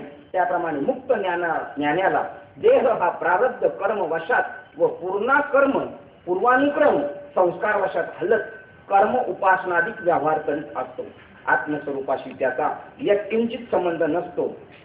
परंतु हे न समजता वेडे लोक त्याला कर्म करता असे म्हणतात. त्याचे कर्म चालले मागच्या, पण आत्मस्वरूपाचा त्या कर्माशी काही संबंध नाही. पण लोक वेडे म्हणतात. वेडे लोक त्याला म्हणतात हा कर्म करता करतो. मग अशा त्या मुक्ताच्या कर्म करण्यात जरी त्रैलोक्याचा घात हो, तरी पण तो त्या मुक्ताने केला अशी गोष्टच बोलू नये. काय ही नामधारकाची मती. जर आपल्याला या योग्यतेचं बाबाने बनवून ठेवलेले, फक्त आपण त्या चार्जवर असलो पाहिजे, त्या ड्युटीवर आपण असलो पाहिजे, नाही तर आपल्याला कोणतंच कर्म बाजू शकत नाही. अगोदर तर सूर्याने अंधार पाहावा, 2 दिसावं ना त्याला, मग त्याला दूर करावा असे त्याने म्हणावे. पण सूर्यापुढे अंधार येतच नसल्यामुळे ते संभवतच नाही. त्याप्रमाणे अज्ञानाला स्वभिन्न अशी जर काही दुसरी वस्तूच नाही, त्याप्रमाणे ज्ञानाला स्वभिन्न अशी जरी दुसरी वस्तूच नाही की जिचा तो नाश करील. सूर्याने ब्रह्मदेवाच्या मीटिंग भरली होती आणि तिथे सूर्य आले होते आणि तिथं सूर्याला ब्रह्मदेवाने सांगितलं अंधाराने तुमची कंप्लेंट केली. कोणाला? सूर्याला सांगितलं अंधाराने तुमची कंप्लेंट केली का तुम्ही जास्त दिल्या तर तिथं मला यूज देत नाही. तेव्हा सूर्य म्हणला मी ओळखतच नाही त्याला, कोण अंधार आहे त्याला. कारण जिथं सूर्य आहे तिथं प्रकाश, सूर्य जसा अंधाराला ओळखत नाही त्याप्रमाणे ज्ञानाला स्वभिन्न अशी जर काही दुसरी वस्तूच नाही की जिचा तो नाश करील. कारण त्याच्या ठिकाणी संपूर्ण द्वैतभाव जाऊन सर्व जग त्याला आत्मस्वरूप झालेले असते. म्हणून त्याची बुद्धी पाप पुण्य याचा गंधही जाणत नसते. पाप आणि पुण्य आपल्याला हेच जडे चालू आहेत. पुण्य करा पुण्य करा, आणि पुण्य नाही पाप नाही अशा पलीकडे गेलेली असते. जशी एखादी नदी गंगेस मिळाली असता तिचा पूर्वीचा अपवित्रपणा राहत नाही. कोणाचा? गंगेला अपवित्रपणा असतो, पूर्वीचा अपवित्र तिला राहत नाही. अर्जुना, अग्नीला जर अग्नीचा स्पर्श झाला तर कोण कोणाला पोळी बरे, किंवा शस्त्र आपणच आपल्याला कधी रुपेल का? त्याप्रमाणे आपल्या स्वरूपाहून कोणतेही कर्म आपणाहून भिन्न आहे असे तो समजत नाही. अशा स्थितीत कोणते विहिताधिक कर्म त्याला त्याच्या बुद्धीला कर्तृत्वाने लिप्त करेल. म्हणून कार्य, कर्ता व क्रिया इत्यादी सर्व त्रिपुटी ज्याला आपले स्वरूपच झाले आहे त्याला शरीराधिकाराकडून होणाऱ्या कर्मापासून कधीही बंधन नाही. आपल्या बुद्धी चातुर्याने देहममत्व भ्रमात्मक अभिमान धारण करून स्वतः कर्ता कर्तृत्ववान समजणारा जो जीवात्मा, तो कर्मास कारणीभूत असलेली शरीराधिक 5 कारणे हात कोणी खाली काढून 10 इंद्रियरूपी 10 अवताच्या साह्याने याचे यावत कर्मे करीत असतो. आणि त्या ठिकाणी न्याय विहित किंवा अन्याय निषिद्ध अशा 2 प्रकारचे आकार कर्मे करण्याचे साधून कर्माची भुवने मंदिरे तयार करून उभारण्यास एक क्षणही लागित नाही. अज्ञानी माणूस त्यांना मात्र आहे. पण या एवढ्या मोठ्या कृत्यास आत्मा हा खरोखर सहाय्य करताही होत नाही व तो या कामाच्या आरंभाला हात लावतो असे म्हणशील, पण म्हणू नकोस. तो केवळ ज्ञान स्वरूप व सर्व कर्माचा साक्षीभूत आहे असे असता तो त्या कर्म प्रवृत्तीचा जो संकल्प उत्पन्न होतो त्याला तरी तो आपण स्वतः निरोप आज्ञा देतो का? तर नाही. असं करावंसं आपल्याला जे वाटतंय ते सुद्धा तिथून स्फुरून होत नाही. आणि म्हणून त्याच्या पलीकडे पर्यायहून परतेगर ती सुद्धा भावना निर्माण होते ना, ती परावानी. आणि तिथून पुढे तिला स्फुरण होऊन पुढे त्याच्या पलीकडचे जे स्वरूप आहे तिथं सुद्धा नाही. पर्याय ऊन करते घर तेथे राहून निरंतर, पर्याय ऊन करते बोल नाही कुंटली परात्पर सोयरा. काय हा लई दिवस म्हणले नाही का असं विसरतो म्हणून लग्नाला येत राहायचं. तो स्फुरण सुद्धा नाही देत का कर्म म्हणून, ती सुद्धा वार्ता नाही त्याला. तर कर्म प्रवृत्तीसाठी ही ज्ञानस्वरूप आत्माला परमार्थता स्वतःला असे यात किंचित परिश्रम पडत नाही. कारण कर्म प्रवृत्तीला लागणारी सर्व विकार खटपट करणारे देह बुद्धिवान देह तादात्म्य भ्रांती जीव ग्रस्त जीवच आहे तीच लोक. कारण एवढं सगळं संकल्प करायचं आणि एवढं काम करायचं त्याला बिगार माणसं पाहिजेत ना काम करणारे. तर देह बुद्धिवान जे जीव आहेत त्यांच्याकडे इंद्रियाची बिगार आहेत काम करायला, ते जीव त्या कर्माच्या बंदीशाळेत आहे. म्हणून जो केवळ शुद्ध आत्मस्वरूप झाला आहे त्याला ही कर्माची बंदीशाळा नाही. परंतु अज्ञानरूपी पटावर जे विपरीत स्थूल सूक्ष्म प्रपंचाच्या वृत्ती ज्ञानाचे चित्र उमटते तेथे चित्र काढणारा चितारी व चित्रपट ही त्रिपुटी प्रसिद्ध स्पष्ट आहे ती आता तुला सांगतो. कारण ज्ञान ज्ञाता व ज्ञेय या स्वरूपाची ही त्रिपुटी जगात कारणीभूत आहे. या त्रिपुटीमुळे अज्ञानामुळे या त्रिपुटी निर्माण होतात. ते अज्ञान त्रिपुटी संपली का संपलं. आता ते कशामुळे उचले जातात ते सांगायला सुरुवात. ज्याने सर्व विषयाचे ज्ञान होते ते ज्ञान सर्व प्रकारचे ज्ञेय विषय त्यांना जाणणारा भोगता. अशी ही 3 प्रकारची कर्म आहेत. कर्मात प्रवृत्त करणारी सामुग्री आहे. बाह्य व अंतर इंद्रिय कर्त्याला अत्यंत इष्ट असलेले कर्म कारणाकडून व्यापार करविणारा असा 3 प्रकारचा कर्मसंग्रह आहे. कारण ज्ञान ज्ञाता व ज्ञेय या स्वरूपाची ही त्रिपुटी जगात कारणीभूत आहे. काय म्हणून तुकोबऱ्या म्हणतात सांडिली त्रिपुटी चालू करा त्रिपुटी दीप उजळला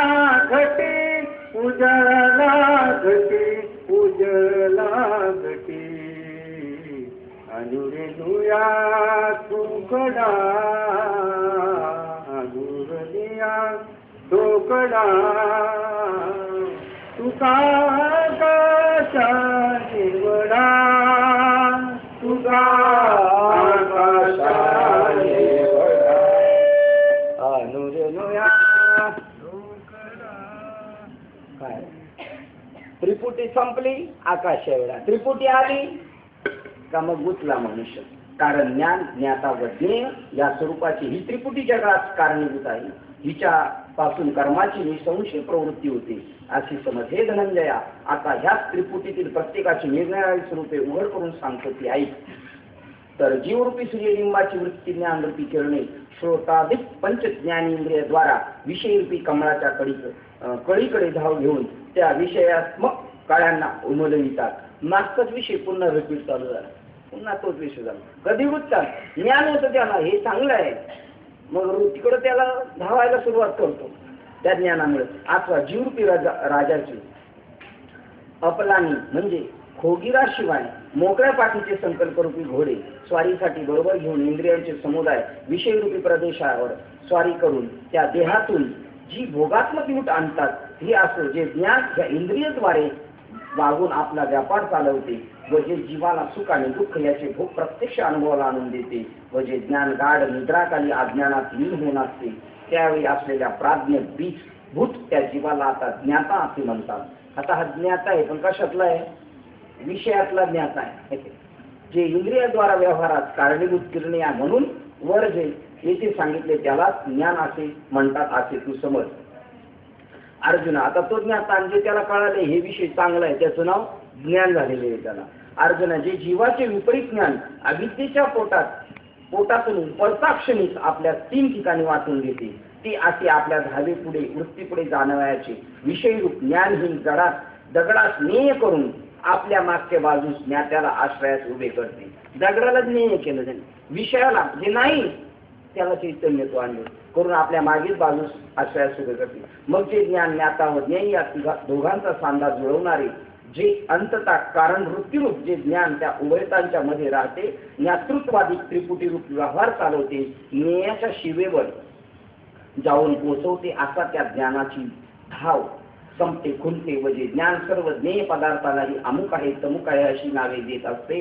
अर्जुना ते सामान्य ज्ञान होय, यात अन्यथा वा संशय नाही. आता ज्ञेयाचेही लक्षण सांगतो ते ऐक. तर शब्द, स्पर्श, रूप, रस व गंध असे हे ज्ञेय विषयाचे 5 प्रकारचे भेद दिसून येतात.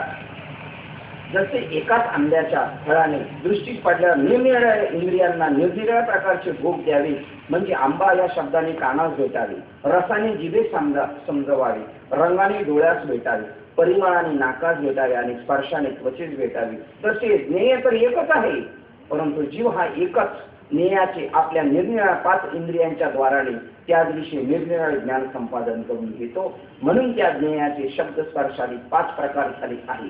समुद्रात मिळाल्यावर नदीच्या ओघाचे वाहने संपते, शेवटच्या मुक्कामापाशी प्रवासाचे चालणे संपते, अथवा धान्याधिक पिकाची वाढ त्यात कणसे फळे आल्यावर ज्याप्रमाणे खुंटते. ह्याच्यातून सुद्धा बोले, झाडाला फळ आलं का त्याचं प्रवास वाढणे संपलं, तसं आपल्याला फळ आलं, जन्म आलो त्याचे, आपल्याला फळ आलं का पुनर्जन्माचा व्यवहार संपला. त्याप्रमाणे अर्जुना इंद्रियाच्या द्वारे धावत असलेल्या ज्ञानाचा जोर जेथे शेवट होतो ते थांबते, त्याला त्याच विषयाला ज्ञेय असे म्हणतात. त्याप्रमाणे धनंजय ज्ञाता, ज्ञान व ज्ञेय या तिघांची लक्षणे तुला सांगितली. ही त्रिपुटी सर्व प्रकारच्या कर्माच्या मूळ प्रेरणेत कारणीभूत प्रेरक आहेत असे जाण. कारण शब्दाधिक विषय हे 5 प्रकारचे ज्ञेय आहे आणि तेच प्रिय व अप्रिय या 2 प्रकारापैकी कोणत्या तरी एका प्रकाराचे असते.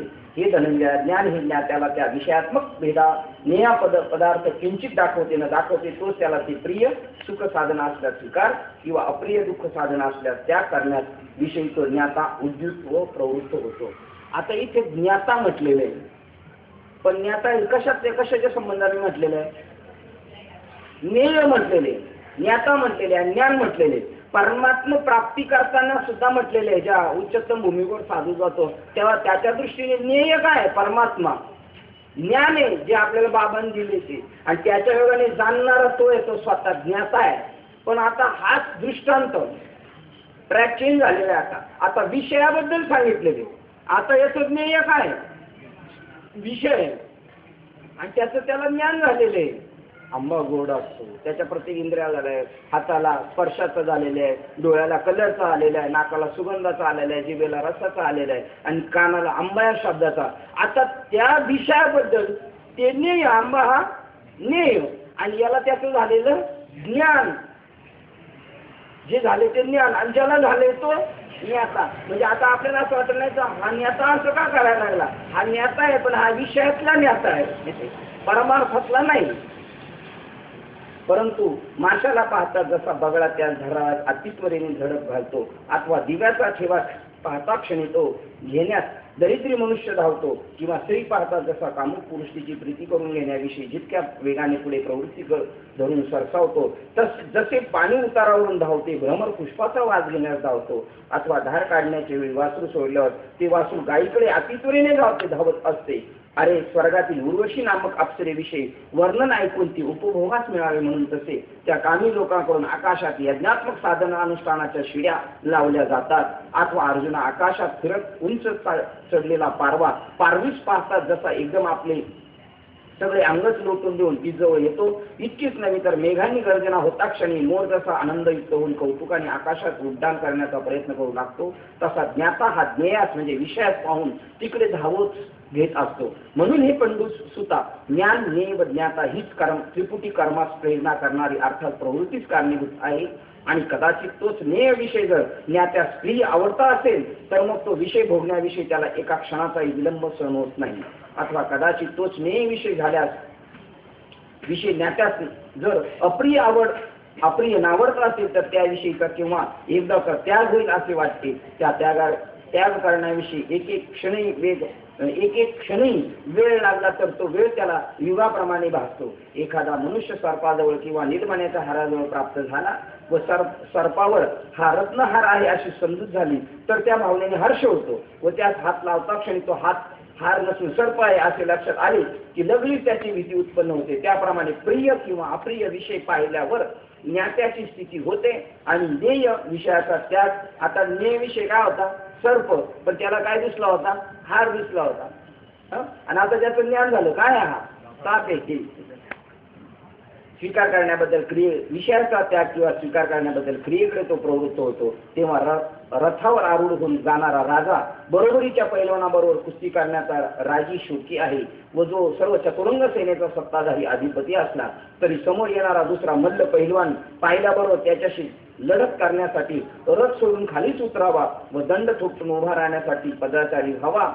तसा स्थानावर ज्ञातेपणाने ज्ञाताव म्हणून असतो. तोच वृत्तीज्ञानाने विषयासक्त झाला की लगेच तो करता अशा हीन अवस्थेत राजा आहे, रथावर आहे, पण आता लढाई करायची म्हणलं, कुस्ती करायची म्हणलं, आला खाली, लागला दंड ठोकाय, शस्त्र दिली टाकून.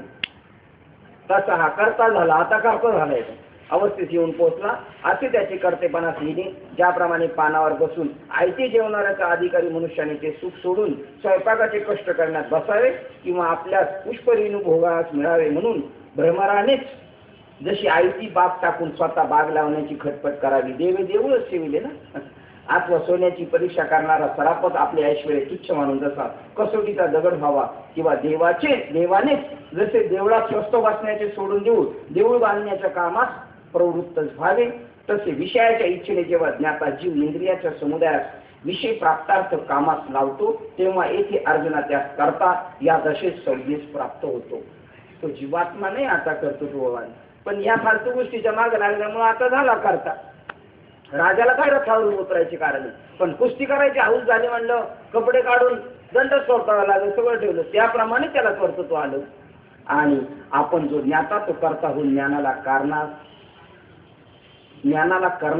करणता म्हणजे साधनपण आणतो. मग येथे ज्ञेय सहजच क्रियाफल व कार्य होते. हे सुमते अशा रीतीने ज्ञानाच्या स्वतःच्या गतीत पालट पडतो. ज्ञाता ज्ञान व ज्ञेय ही त्रिपुटी जाऊन त्याच्या ऐवजी तेथे करता कारण व कर्म ही त्रिपुटी येते. आता दुसऱ्या यांनी सांडलेली त्रिपुटी, पहिली त्रिपुटी सांडलेली ना, आता दुसरी घेतलेली.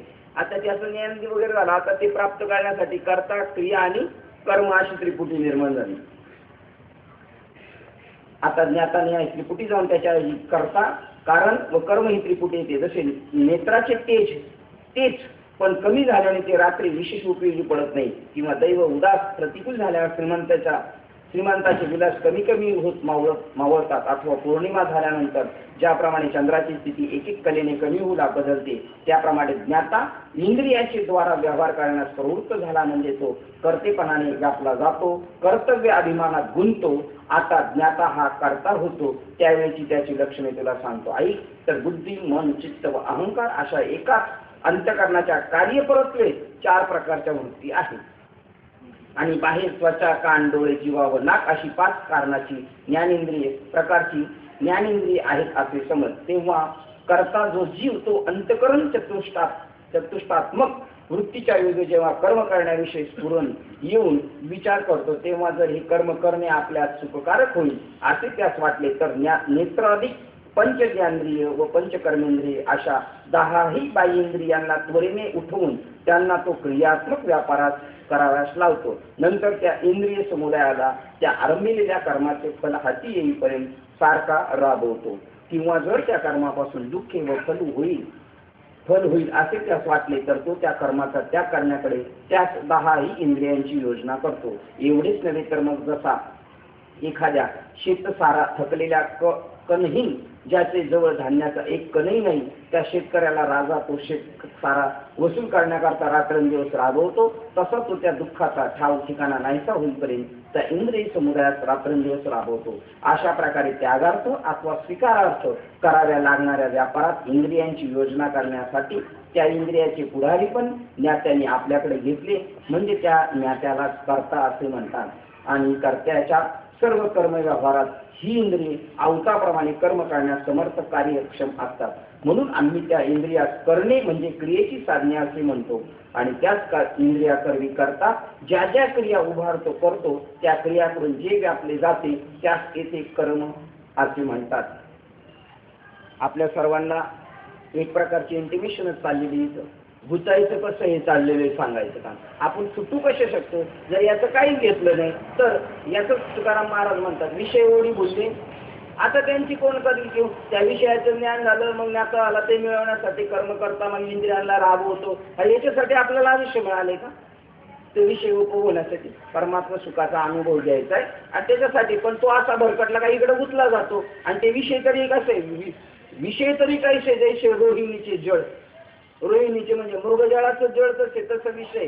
तेच माऊली सांगतात विषयाचे संसुख आणि त्याच्या पाठी मग पळून पळून स्वतःची हानी करून घेतो मनुष्य. नको त्या प्रपंचाच्या मागे पळत बसलेल्या दाम कधी काम वेळ आहे की नाही.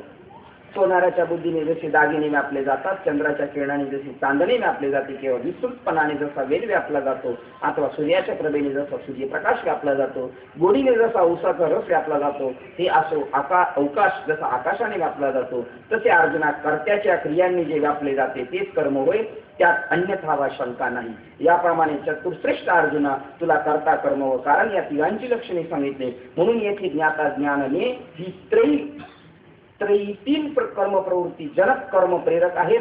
तसेच कर्ता कारण व कार्य ही त्रयी अर्थात कर्मसंचय कर्मसाठा आहे. विस्तवात जसा धूर हा अगदी ठेवल्यासारखाच असतो, बीजात जसा वृक्ष सूक्ष्म रूपाने असतो अथवा मनामध्ये जसा नेहमी काम संस्कार असतो, किंवा जसे सुवर्णाच्या खाणीचे सोनेच जीवन आहे तसा कर्ता क्रिया व करणे इंद्रिय व ही त्रिपुटी कर्माचे जीवनच जिवाळा आहे. म्हणून हे पंडुसुता जेथे अमुक एक कार्य व त्या कार्याचा मी करता असा भाव करतेपणा जीवाने एकदा धारण केला म्हणजे तेथे सर्व क्रिया त्याच्याजवळ येतात. परंतु तेव्हाही आत्मा या सर्व क्रियापासून दूर असतो हे विसरू नको. कळालं तर बरं आहे. झोपले नाही ना काही लोक. नाही जागे जसं खचखचत म्हणजे जागेत म्हणायचं. सांगा बरं, एवढं सगळं करून चांगलंही केलं तरी क्रियेत सापडत नाही आणि इकडे भलतं सलता करीत बसलाय तरी नाही. म्हणजे फक्त आपल्याला त्याचं ज्ञान होईल. परमार्थ म्हणजे जास्त काही करावं लागत नाही. शिंपली आहे का चांगली आहे, खांब आहे का भूत आहे, रशी आहे का साप आहे, लाट आहे का पाणी, एवढं ज्ञान झालं ना बस. कोणाही साधन असं न केला लाग करणे केला त्या देहबुद्धी. देहबुद्धी संपली, आत्मबुद्धी तयार आहे. देहबुद्धी ती आत्मबुद्धी करावी, सदा संगती सज्जनांची करावी. त्याच्यामुळे सुचल. नाही तर एवढी करून काहीच नाही. अर्जुन बाबा दोन्ही बाजूने सांगितलं का सांगायचं काम चाललंय. लढाई करायची, याला मुर्दे पाडायचे म्हणून याला सांगायचं. तू एवढंही केलं तर आत्मा कोणत्या गोष्टीचा करता होत नाही. त्या व्यवहारात आत्मा सापडत नाही. त्यामुळे मग तुला लढाई करायला काय हरकत आहे. याच कारणास्तव हे सुमते कर्मापासून आत्मा वेगळा आहे हे तुला वारंवार किती सांगावे. आता हे राहू दे, कारण हे तू जाणतच आहे. पण त्यात तुला जे ज्ञान कर्म व कर्ता म्हणून जे जे तीन आता सांगितले ते तिन्ही गुणभेदामुळे निरनिराळी तीन प्रकारची झाली आहेत. म्हणून अर्जुना केवळ ज्ञान कर्म व कर्ता याच्यापासून ज्ञान कर्म व कर्ता यांच्यावर विश्वासू विसंबू नये हो. कारण यातील राजस तामस व दोन गुणापासून झालेले प्रकार मनुष्यास बांधणारे बद्ध करणारे आहेत व फक्त सत्वगुण संपन्न असा एकच प्रकार सुटका करण्यास समर्थ आहे. आता शरीरात आलं म्हणजे कर्म करावं लागणार आहे. मग सात्विक कर, दोन गुणांनी केलं तर बंधनकारक आहे. तो सात्विक गुणाचा प्रकार असा की आता बघा बरं कसं कळेल या आज्ञाने लोकांना ते मूळ प्रसंग आहे. आत्मा याच्या कशा सापडत नाही बरं का. हे निर्विवाद सांगितलं सत्य. आता पुढे सांगितलं म्हणून तू केवळ ज्ञान कर्म करता याच्यावर विसंबू नये हो. कारण यातील राजस व तामस या दोन गुणापुढे झालेल्या प्रकारात मनुष्यात बांधणारे बद्ध करणारे आहेत.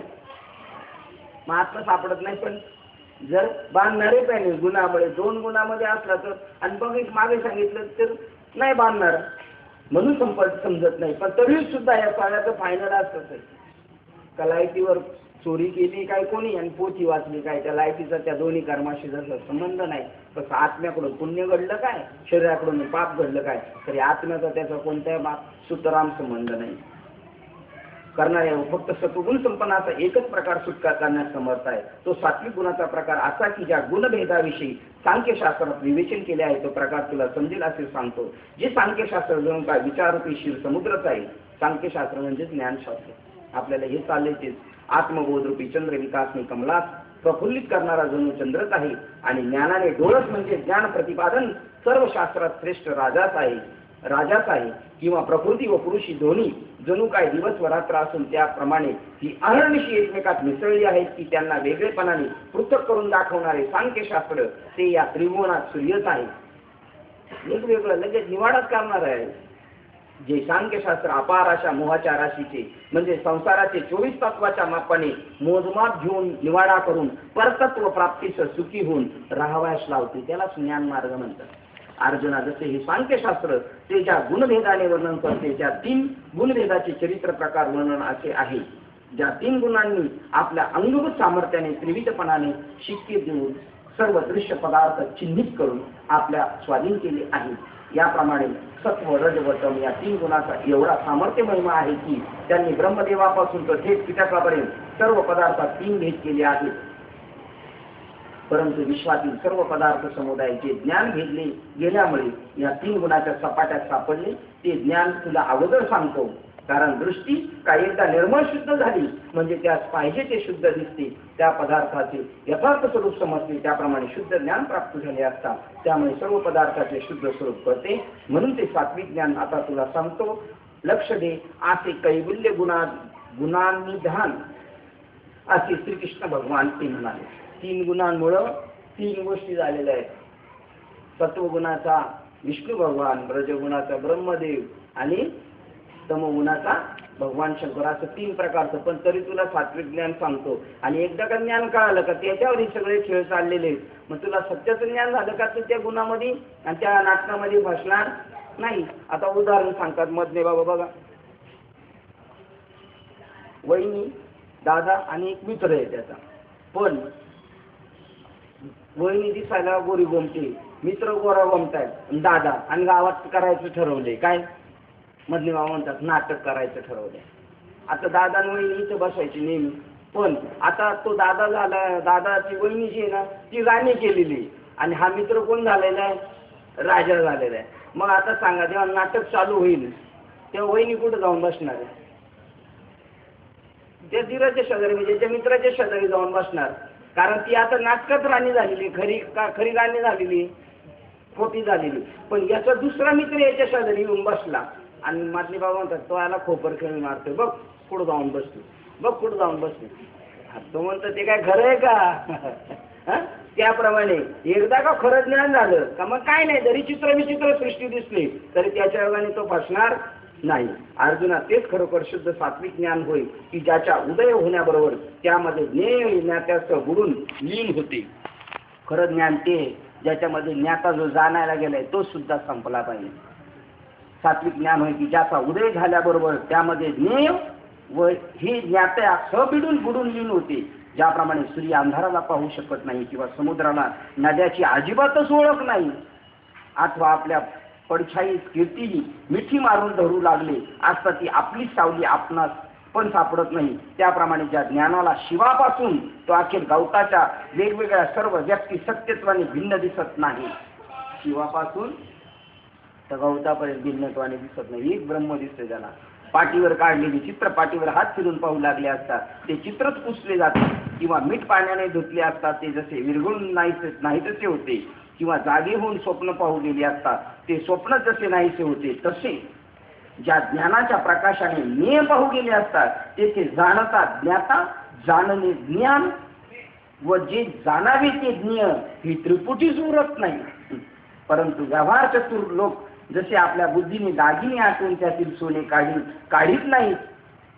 या सगळं चित्र दिसते तरी पण हे जरी दिसलं विचित्र चित्र तरी सुद्धा सत्य काय आहे, ब्रह्म सत्य, जगत मिथ्या आहे. त्या पाठीवर दिसतंय त्याप्रमाणे व्यवहारातील लोक अलंकार मोडून दागिने आटून सोनं काढत नाही. तर अलंकारासह काय आहे ते दागिन्यासह सोने असं समजून घेतात. तसं हे आहे असं समजून घ्यायचं. याच्यातलं काय बदल करायच्या भानगडीत पडायचं नाही. परंतु व्यवहार चतुर लोक जसे आपल्या बुद्धीने दागिने आटून त्यातून सोने काढीत नाही तर दागिन्याच्या स्वरूपाने सोनेच आहे असे जाणतात. किंवा ते तज्ञ लोक पाणी घ्यावायचे असल्या त्यावरील लाटा गाळून मग ते पाणी घेत नाहीत. तर लाटा सुद्धा काय त्या असं तज्ञ लोक पाहिजेत ना त्याला, आहे की नाही, ज्ञानी लोक पाहिजे. तसा ज्या ज्ञानाला हाताला सर्व दृश्य वस्तूचा भेद लागत दिसत नाही ते ज्ञान सर्वोत्तपरी सात्विक ज्ञान आहे असे समज. इथं शुक्राचार्य सुद्धा कमी ठरला. प्रत्यक्ष परमात्म्याला म्हणतो परमात्मा नाही शुक्राचार्य. बळीराजाला म्हणतो त्याच्या नादी नको लागू, तो परमात्मा आलाय तुला फसवी. परमात्मा आलाय तुला मला माहिती आहे का म्हणले. हा मग तुम्ही आयुष्यभर तपश्चर्या करता त्याच्या प्राप्तीसाठी, तो आम्हाला भेटला तुम्ही म्हणता त्याला टाकायचं. आता प्रत्यक्ष परमात्म्याला जर शुक्राचार्य नाही म्हणतोय तर मग आता हे सगळं प्रत्यक्ष परमात्माच आहे. आणि त्याला ज्या अर्थी हा नाही म्हणतोय त्या अर्थी हा कोण आहे. आणि मग असला शुक्राचार्य असलं तरी त्याचं काय ऐकायचं, काय प्रमाणे न मानावे ऐसे गुरुचे वचन जेणे नारायण अंतरेल. काय शिकायला गेलो आपण त्यांच्याकडे, परमार्थ. परमार्थ शिकवावा त्यांनी ज्याच्याकडे आपण गेलो. तो जर भरत सत्य शिकवायला लागला तर आम्हाला त्याची गरज नाही म्हणायचं, निघून नये. जळोती येथे उपजवीची अंतर आहे. सायासाची जोडी तुमचे, बरोबर आहे ना बेटे बाबा. जळोती येथे उपजवीची अंतर आहे, सायासाची जोडी तुमचे. काय पुढचं दोन्ही धरी पाय ना पहा बरं. देवाचे पाय धरायला सायास करावं लागतात आणि त्याच्यात जर अंतराय उपजत असतं ते जळोती त्यांची काय तर जळोतायाची संगती काय उपयोगाची. तरी तो शुक्राचार्य जो बसा ना शेवटी डोळ्यात आंधळा करून टाकला. कोणी आंधळा केला शुक्राचार्याला, कोणी आंधळा केला. शिष्याने केला. आड आलाय म्हणून डोळा फोडी गेला. बळीने शुक्र आंधळा केला. ज्ञानाच्या हाताला स्पर्श दुसऱ्या वस्तूचा भेद लागत दिसत नाही ते ज्ञान सर्वोत्तपरी सात्विक ज्ञान आहे असं समज. आणि ज्याने देव जोडत असेल ना, देव जोडे तरी त्याने करावा. अधर्म झाला तरी चालेल, देव जोडतो ना, बाकीचे काय घेणे आम्हाला. कारण अधर्म धर्म आहे कुठं आमच्या दृष्टीने. कौतुक आणि आरसा पाहू गेले असता जसे आपण पाहणाराचेच प्रतिबिंब रूपाने समोर भान होते त्याप्रमाणे न्यास पाठ लोटून नेतृत्वाचा वाद करून निराशपूर्वक ज्ञानाद्वारा पाहू गेले तर न्यास आत्मभिन्न स्वतंत्र सत्ता स्फूर्ती नाही या दृष्टीने ते न्याय स्वरूपातील न्यासाच आत्मस्वरूप सर्वत्र असल्याचे अनुभवास होते. किती ओळी केलं बरं का, 5 ओळी केला. अर्थ काय दृष्टांत एवढा माऊलीने समर्पक दिलाय. आरशाकडे पाहायला गेले आपण, काय पाहायला गेले आपण, पहिला आरसा पाहायला गेले पण तो काय दाखवतो आपल्याला, आपलं स्वरूप दाखवतो. तसं ज्ञेय जाणायला गेलो, ब्रह्म जाणायला गेलो तर त्यांनी काय दाखवलं, आपलं स्वरूप दाखवलं. तूच ब्रह्म आहे, तत्वमसी तूच आहे. पा थोडा कौतुकाने आरसा पाहू गेले असता काय पाहायला गेले. पण जसे पाहणाऱ्याचे प्रतिबिंब आरसा पाहायला जात नाही, जातो. आरशाच्या पुढे दुसरा असला तर आपण त्याला काय म्हणतो, तू बाजूला मला काय पाहायचंय, आरसा पाहायचं. आरशात पाहायला गेलो तर आपणच पाहतो. त्याप्रमाणे ज्ञान पाहायला गेलो, ज्ञेय परमात्म्याला भेटीला गेलो तर देव पाहायला गेलो, पाया पडू गेले तो पाहूनच ना दिसे. स्वयंभूची उभा असेल, वस्तूची जाणू जाता, वस्तूची तत्वता आपण असता. त्याप्रमाणे आत्मस्वरूप सर्वत्र असल्याचे अनुभवास येते. हेच ते सात्विक ज्ञान आहे. हेच मोक्षलक्ष्मीचे मंदिर आहे. हे ज्ञान असलं आपल्याकडे तर मोक्षलक्ष्मीचं मंदिर आहे. हे सात्विक ज्ञानपूर्वक वर्णन पुरे कर असं सिट्टी मारून सांगते. सात्विक ज्ञान आहे हे मोक्षलक्ष्मीचे मंदिर आहे. हे सात्विक ज्ञान वर्णन पुरे. तर आता तुला राजस ज्ञानाची लक्षणे सांगतो ती ऐक. तर पार्था तेच ज्ञान राजस होय की जे ज्ञान द्वैताच्या भेदभावाचा आश्रय करून चालत असते असे समज. जिथं द्वैत प्रतिपादन होतो ना, आत्मज्ञानाचा विषय जरी चालला असेल तरी, तर ते ज्ञान कोणतं आहे मग, राजस ज्ञान. ज्या ज्ञानाने भूतमात्राच्या अपोधिक अनेकत्वामुळे आपण आपल्या ठिकऱ्या वेगवेगळ्या करून घेतल्या आहेत व ज्याने ज्ञात्याला चकवून फारच भ्रमिष्टपणा आणला आहे. बघा आपण एकच आहे, त्या सगळ्याच्या ईज दिल के तुकडे हजारो अशा तुकडे तुकडे करून टाकले एका ब्रह्मवस्तूचे. ते द्वैत ज्ञान आहे. ज्याप्रमाणे निद्रा ही खऱ्या स्वरूपाचे आड विसाराचे ज्याप्रमाणे निद्रा ही खऱ्या स्वरूपाच्या आड विसराची अज्ञानाने दार लावून मग स्वप्नातील कष्टमय स्थिती आणते. आपल्याला विसर पडतो, त्याला वाघ लागला किंवा चोर लागला आपल्या मागे असं आपल्याला भीती वाटते. हे कशामुळं, झोप लागल्यामुळे कोण कोणाला विसरलं, आपणच आपल्याला विसरलोय. त्याप्रमाणे जे ज्ञेय आत्मज्ञानाच्या मंदिराच्या आवाराबाहेर भोवताली मिथ्या मायेच्या माळरानावर पसारा घालून जागृती, स्वप्न आणि सुषुप्ती या 3 अवस्थांचा खेळ दाखवून जीवात फसवते. तुम्ही किती काय काय करा, मंदिरं बांधा, काय मंदिरं बांधून उपयोग आहे? ज्यांनी मंदिरं बांधली त्यांच्या डोक्याला काही ताप आहे बघा. देवधर्म तिथं सहजासहजी चालू शकत नाही, बाकीच्या गोष्टीला उदाहरण देणार. त्याप्रमाणे मी आत्मज्ञानाच्या मंदिराच्या आवाराबाहेर, मी आत्मज्ञानाच्या मंदिराच्या आवाराबाहेर बोवतालून, मंदिराच्या बाहेर, मंदिरात कोण नाही यायला मोकळं, बाहेर राहणार बोवतालून मायेच्या मिथ्या माळ राहणार पसारा घालून जागृती, स्वप्न आणि सुषुप्ती या 3 अवस्थाचे खेळ दाखवून जीवास फसवते. अलंकार रूपास आलेले सोने अलंकार या नावाने अलंकारपणाने झाकले जाऊन लहान मुलास ते अलंकार दाखवले तरी त्यात सोन्याची ओळख होत नसल्यामुळे सोने पण बालकदृष्ट्या वाया जाते. आणि मग आता बाबा दाखवायची काय, अंगठी आहे का, बांगडी आहे का, काय सोने. त्याप्रमाणे या कार्यात असणाऱ्या कल्पित नामरूपात्मक योगाने तत्वता अध्यस्त पदार्थात अधिष्ठाना व्यतिरिक्त सत्ताच नसल्यामुळे अध्यस्त सोन्यावर अंगठी दिसते, हे काय अध्यस्त आहे. रश्शीवर साप दिसतो, हे काय अध्यस्त आहे. रश्शीचं ज्ञान नाही अज्ञानाला, मग दिसलेल्याच गोष्टीला पळतोय. तसं जगत दिसतंय त्याच्याच पाठीमागं पळतोय, पण ज्याच्यावर दिसतंय त्या स्वरूपाला ओळखत नाही. अद्वैत परब्रह्म असूनही ज्या ज्ञानाला ते दुरावले आहे, सगळं परब्रह्मच आहे पण त्याच्यावर द्वैत दिसतंय. अज्ञानी मनुष्याला मडकी व घागरी यांच्या रूपाने प्राप्त झालेली जी माती ती दाखवली असता त्यात जशी मूळ मातीची ओळखच झालेली नसते असले मूर्ख महाराष्ट्रात जगाला ज्ञान भागायला मिळालेले. मातीचीच ओळख नाही. आणि हे सांगदेवाला माहित नव्हतं. किती मोठा बल्लाढ्य होता पैलवान, 1400 वर्ष, पण त्याला सांगावं लागलं एकच माती. आता यांना तरी काय सांगावं लागत, यांना हे सांगावं लागत, दुसरं काहीच नाही. अथवा दिवा पाहिला असता दीपपानामुळे अग्नीची ओळख होणे कठीण पडते, किंवा मूर्ख मनुष्याला वस्त्रपणाच्या आरोपामुळे त्यातील तंतूची ओळख न पटून तंतू नाहीसा झाल्यासारखं होतं. देव कुठं राहिलाय, मूर्ख लोकांना उपमा दिली माऊली होता, देव कुठं राहिलाय म्हणून देव देव म्हणून व्यर्थ काय इंद्रची निज देव नशी मुळी कोण. पण पटून तंतूची ओळख पटून तंतू नाहीसा झाल्यासारखं होतं, ओळख न पटून. अथवा मूर्खास पडदा आपल्यावरील चित्रे दाखवून त्या मूर्खाच्या दृष्टीने आपण लोटतो, म्हणजे त्यात पडद्याची ओळख नसते. चित्रपटावर आगनी लागलं, आग लागली. एकदा गावावरून आला आणि रामायण पिक्चर बघायला गेला. रामायण पिक्चर बघायला गेल्यानंतर आवडतं होता, 50 रुपयाची तिकीट घेऊन गेला होता तो खरी ब्लॅकची. आणि लंका पेटवली ना हनुमंताने, ही आग डोम झाला, आग डोम झाला. हा म्हणायला लागला पळा पळा पळा, आग लागली आग लागली. तसा मागचा जो होता ना त्याला ते आला, त्याने एक झापड मारली, तसं खाली बसवला. बस म्हणला. का मारलं म्हणला, तुला चांगलं सांगतोय. काय चांगलं सांगतो म्हणला, आग लागली. अरे गधाड्या, असा स्टुडिओ काय थिएटरमध्ये 3 वेळा, सकाळी 12 ते 3, 3 ते 6 आणि 6 ते 9, 9 ते 12 असं 4 वेळा आग लागली, तरी अजून पडदा सुद्धा पेटला नाही. ह पडदा पेटला नाही, ही आग खोटी ना म्हणला. मग ही खोटी आग आहे आणि आपण पैसे दिलेले. त्याला विचारलं, म्हणला खरे, आणि 3 तास ते बी खरे, आणि तुला माहिती आहे खोटं बघतोय. म्हणला हा. त्यांनी त्याच्या एक सनसनी टेकावली आणि निघून गेला. म्हणला खोटं पाहतो खरे पैसे देऊन. फाडोनी पडदा, अज्ञानाचा फाडोनी पडदा, येसन मार्गावरी वसेतो देव तुझ्या. अज्ञानाचा पडदा फाडून टाक. काय काय भावगीतामध्ये सुद्धा पुष्कळ दिलेलं आहे की नाही.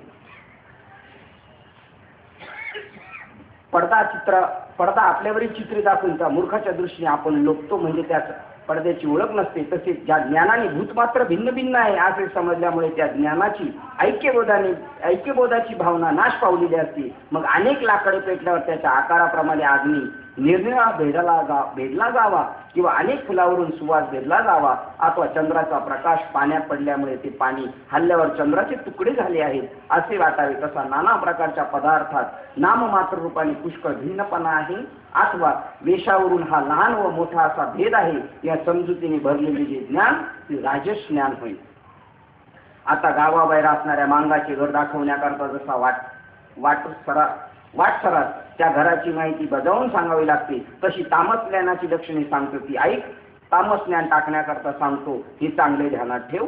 तर अर्जुनाचे ज्ञान विधिरूप वस्त्र पांघरल्याशिवाय जसे नागवे संचार करते, म्हणून सर्वाची सर्वांची व सर्व शास्त्राची जी श्रुती माऊली त्या ज्ञानाचा अवहेर करून त्याला पाठमोडी होते. श्रुतीस अनुसरणाऱ्या इतर शास्त्रांनाही त्या तामस ज्ञानाचे निंदे आहे असे म्हणून कट्टा दोष देऊन आपल्याला विटाळ होईल म्हणून म्लेच्छ धर्मारूपी डोंगराकडे त्याची बोळवण केली, बहिष्कृत ठरवले. जे ज्ञान तमोगुण रूपी पिशाच्याचे पडल्या तमोगुण रूपी पिशाच्याने पछाडल्यामुळे त्याचा संचार झाल्यामुळे वेळ होऊन फिरत असते. असे ओसाड गाव सोडलेले, जसे ओसाड गावात सोडलेले एखादे कुत्रे स्वेच्छेने वागते, तसे जे ज्ञान विषय भोगार्थ शरीर संबंधाची नात्याची अडचण बाळगीत नाही, पदार्थाच्या ठिकाणी निश्चितपणा ओळखीत नाही, त्याच्या तोंडात जे सापडत नाही अथवा जे खाल्ले असतात तोंडाला भाजते तीच वस्तू त्या टाकते, बाकी इतर सर्व वस्तू घेतच असते. उंदीर लाट भरून अलंकार केलेले सोने चोरून नेत असताना चांगले अथवा वाईट हे तो म्हणत नाही, अथवा मांस खाणारा हा मांस काळे आहे की गोरे आहे हा भेद जाणत नाही, किंवा रानात वनवा लागल्यावर तो जसा बरे वाईट अशी निवडवा कसलाच विचार करीत नाही, अथवा माशी पदार्थावर बसताना तो प्राणी जिवंत आहे का मेलेला आहे याची विचार करीत नाही, तशी ती माशी वाटेल त्यावर बसते. अरे कावळ्यात जसे अन्न ओकलेले किंवा वाढलेले साजूक ताजे किंवा सडलेले हा विचार मुळीच नसतो, तसे अपवित्र निषिद्ध वस्तूचा सर्वते त्याग करावा, अथवा शास्त्र विविध गोष्टीचा आदराने स्वीकार करावा. हे विषयाच्या बाबतीचे ज्ञान जाणत नाही. जे ज्ञान जेवढे म्हणून काही दृष्टीस पडेल ते सर्वच्या सर्व उपभोगासाठी म्हणून घेते आणि मग ते स्त्री असल्यास शिष्णास व द्रव्य असल्यास उदारास वाटून देते. ज्या पाण्यापासून तहान भागते ते तेवढेच सुख जे मानते त्यापेक्षा उदकाच्या बाबतीचे हे पवित्र किंवा अपवित्र या भाषेची त्यास ओळख नसते. त्याप्रमाणे भक्षा अभक्ष व निंद्य अनिंद्य याचा जे तामस ज्ञान विचारही करीत नाही, फक्त आपल्या तोंडाचे आवडते तेच पवित्र आहे असा त्याचा निश्चय झालेला असतो. आणि स्त्री जात म्हणून जेवढी आहे ती विषय त्वगिंद्रियाचा भोग विषय म्हणून एवढीच एक त्याची ओळख आहे व त्या स्त्री जातीशी स्वैरिक संबंध करण्याविषयी एकच जाणीव असून त्यात जे तत्पर असते हे पहा, जे आपल्या कामाच्या उपयोगी पडतील तेच आपले स्वैरे आहेत व देहसंबंध झालेले आहेत ते स्वैरे आहेत असा बोध नाही. जे देहसंबंध झालेले आहेत ते स्वैरे आहेत असा बोध नाही. अशी ज्या तामस ज्ञानाची समजूत असते, जसे सगळे जगत मृत्यूचे अन्न खाद्य आहे, अग्नीला सगळेच पदार्थ सर्पण आहे, तसे या तामस ज्ञानाला सर्व जगत हे आपलेच भोग्य धन आहे असे वाटते. याप्रमाणे सर्व विश्व हे उपभोगार्थ निर्माण झालेले भोग्यच आहे अशी ज्या ज्ञानाची समजूत झालेली असते व त्या तामस ज्ञानास देहभरण हेच एक पुरुषार्थ वा फळ आहे असे समज. आकाशातून पडलेल्या पाण्यात समुद्र हा एक जसा थारा आश्रय आहे, त्याप्रमाणे ही तामस ज्ञान यच्च यावत कर्मकृत्य ही केवळ पोटासाठीच आहे असे समजते, किंवा स्वर्ग किंवा नरक आहे व त्यांच्या प्राप्तीकरता यथाशास्त्र विहित व निश्चित आचरण करणे हेच होय. या जाणीवेविषयी ज्या ज्ञानाला रात्र म्हणजे पूर्ण अज्ञान असते, कारण परिच्छिन्न देहच आत्मा आहे व ईश्वर म्हणजे दगडाची मूर्ती हाच आहे. या पलीकडे ज्या तामस ज्ञानाची धाव समजूत नसते आणि ते तामस ज्ञान असे म्हणते की हे शरीर पडले असता आत्म्याचाच केलेल्या कर्माचा सदाचाच नाश होतो, मग कर्माची फळे भोगावाच या मृत्यूरूपी कोणत्या रूपाने तो आत्मा शिल्लक राहील, किंवा खरे विचारपूर्वक पाहू गेल्या ईश्वर आहे असे दिसत नाही, तथापि व तो केलेल्या कर्माची फळे भोगाव्यास लावतो म्हणून जर म्हणावे तर तसेही म्हणता येत नाही. कारण एखाद्या देवाच्या सोन्या रुपयाच्या मूर्तीच विकून खातो याची काय वाट आहे. गावाच्या देवळातील प्रमुख देव तेच जर खरोखर कर्माबद्दल शासन करणारे नियमक असतील तर त्या मूर्ती ज्या डोंगरातील दगडाच्या तयार केलेल्या असतात ते डोंगर तरी स्वस्त का बसतील. याप्रमाणे कदाचित देव आहे असे मानले तरी तो दगडाची मूर्तीच आहे असे समजतो आणि आत्मा म्हणजे फक्त देह आहे असे समजतो. याशिवाय इतर जे पाप किंवा पुण्य इत्यादी सर्व लटकी खोटी आहेत असे मानून अग्नी जसा पुढे येणाऱ्या सर्व जिन्नसाचे सरसकट भक्षण करतो, त्याप्रमाणे जी गोष्ट भोगावास येईल वा मिळेल तिचा भोग घेण्यातच हीच आहे असे ज्ञान समजते.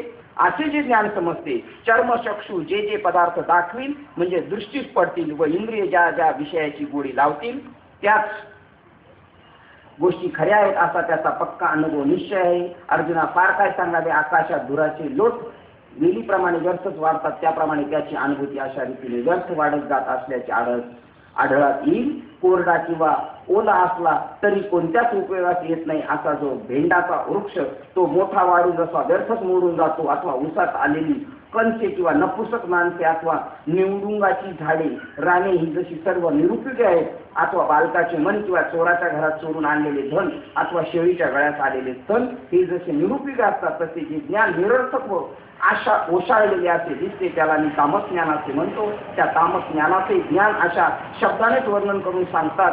त्याचा अभिप्राय हाच की मनुष्य जन्मांचा असला तरी त्याचे डोळे मोठे आहेत असे विरुद्ध अर्थाने म्हणावे, किंवा बहिऱ्याचे कान काय सरळ आहे, मोठे आहेत, अथवा अपेयास अपवित्र वस्तू आपण पान पिण्यास योग्य वस्तू असे म्हणावे. तसे या तामसज्ञानाला ज्ञान ही केवळ आडनावच आहे. हे राहू दे. आता या संबंधाने आणखी किती वर्णन करावे.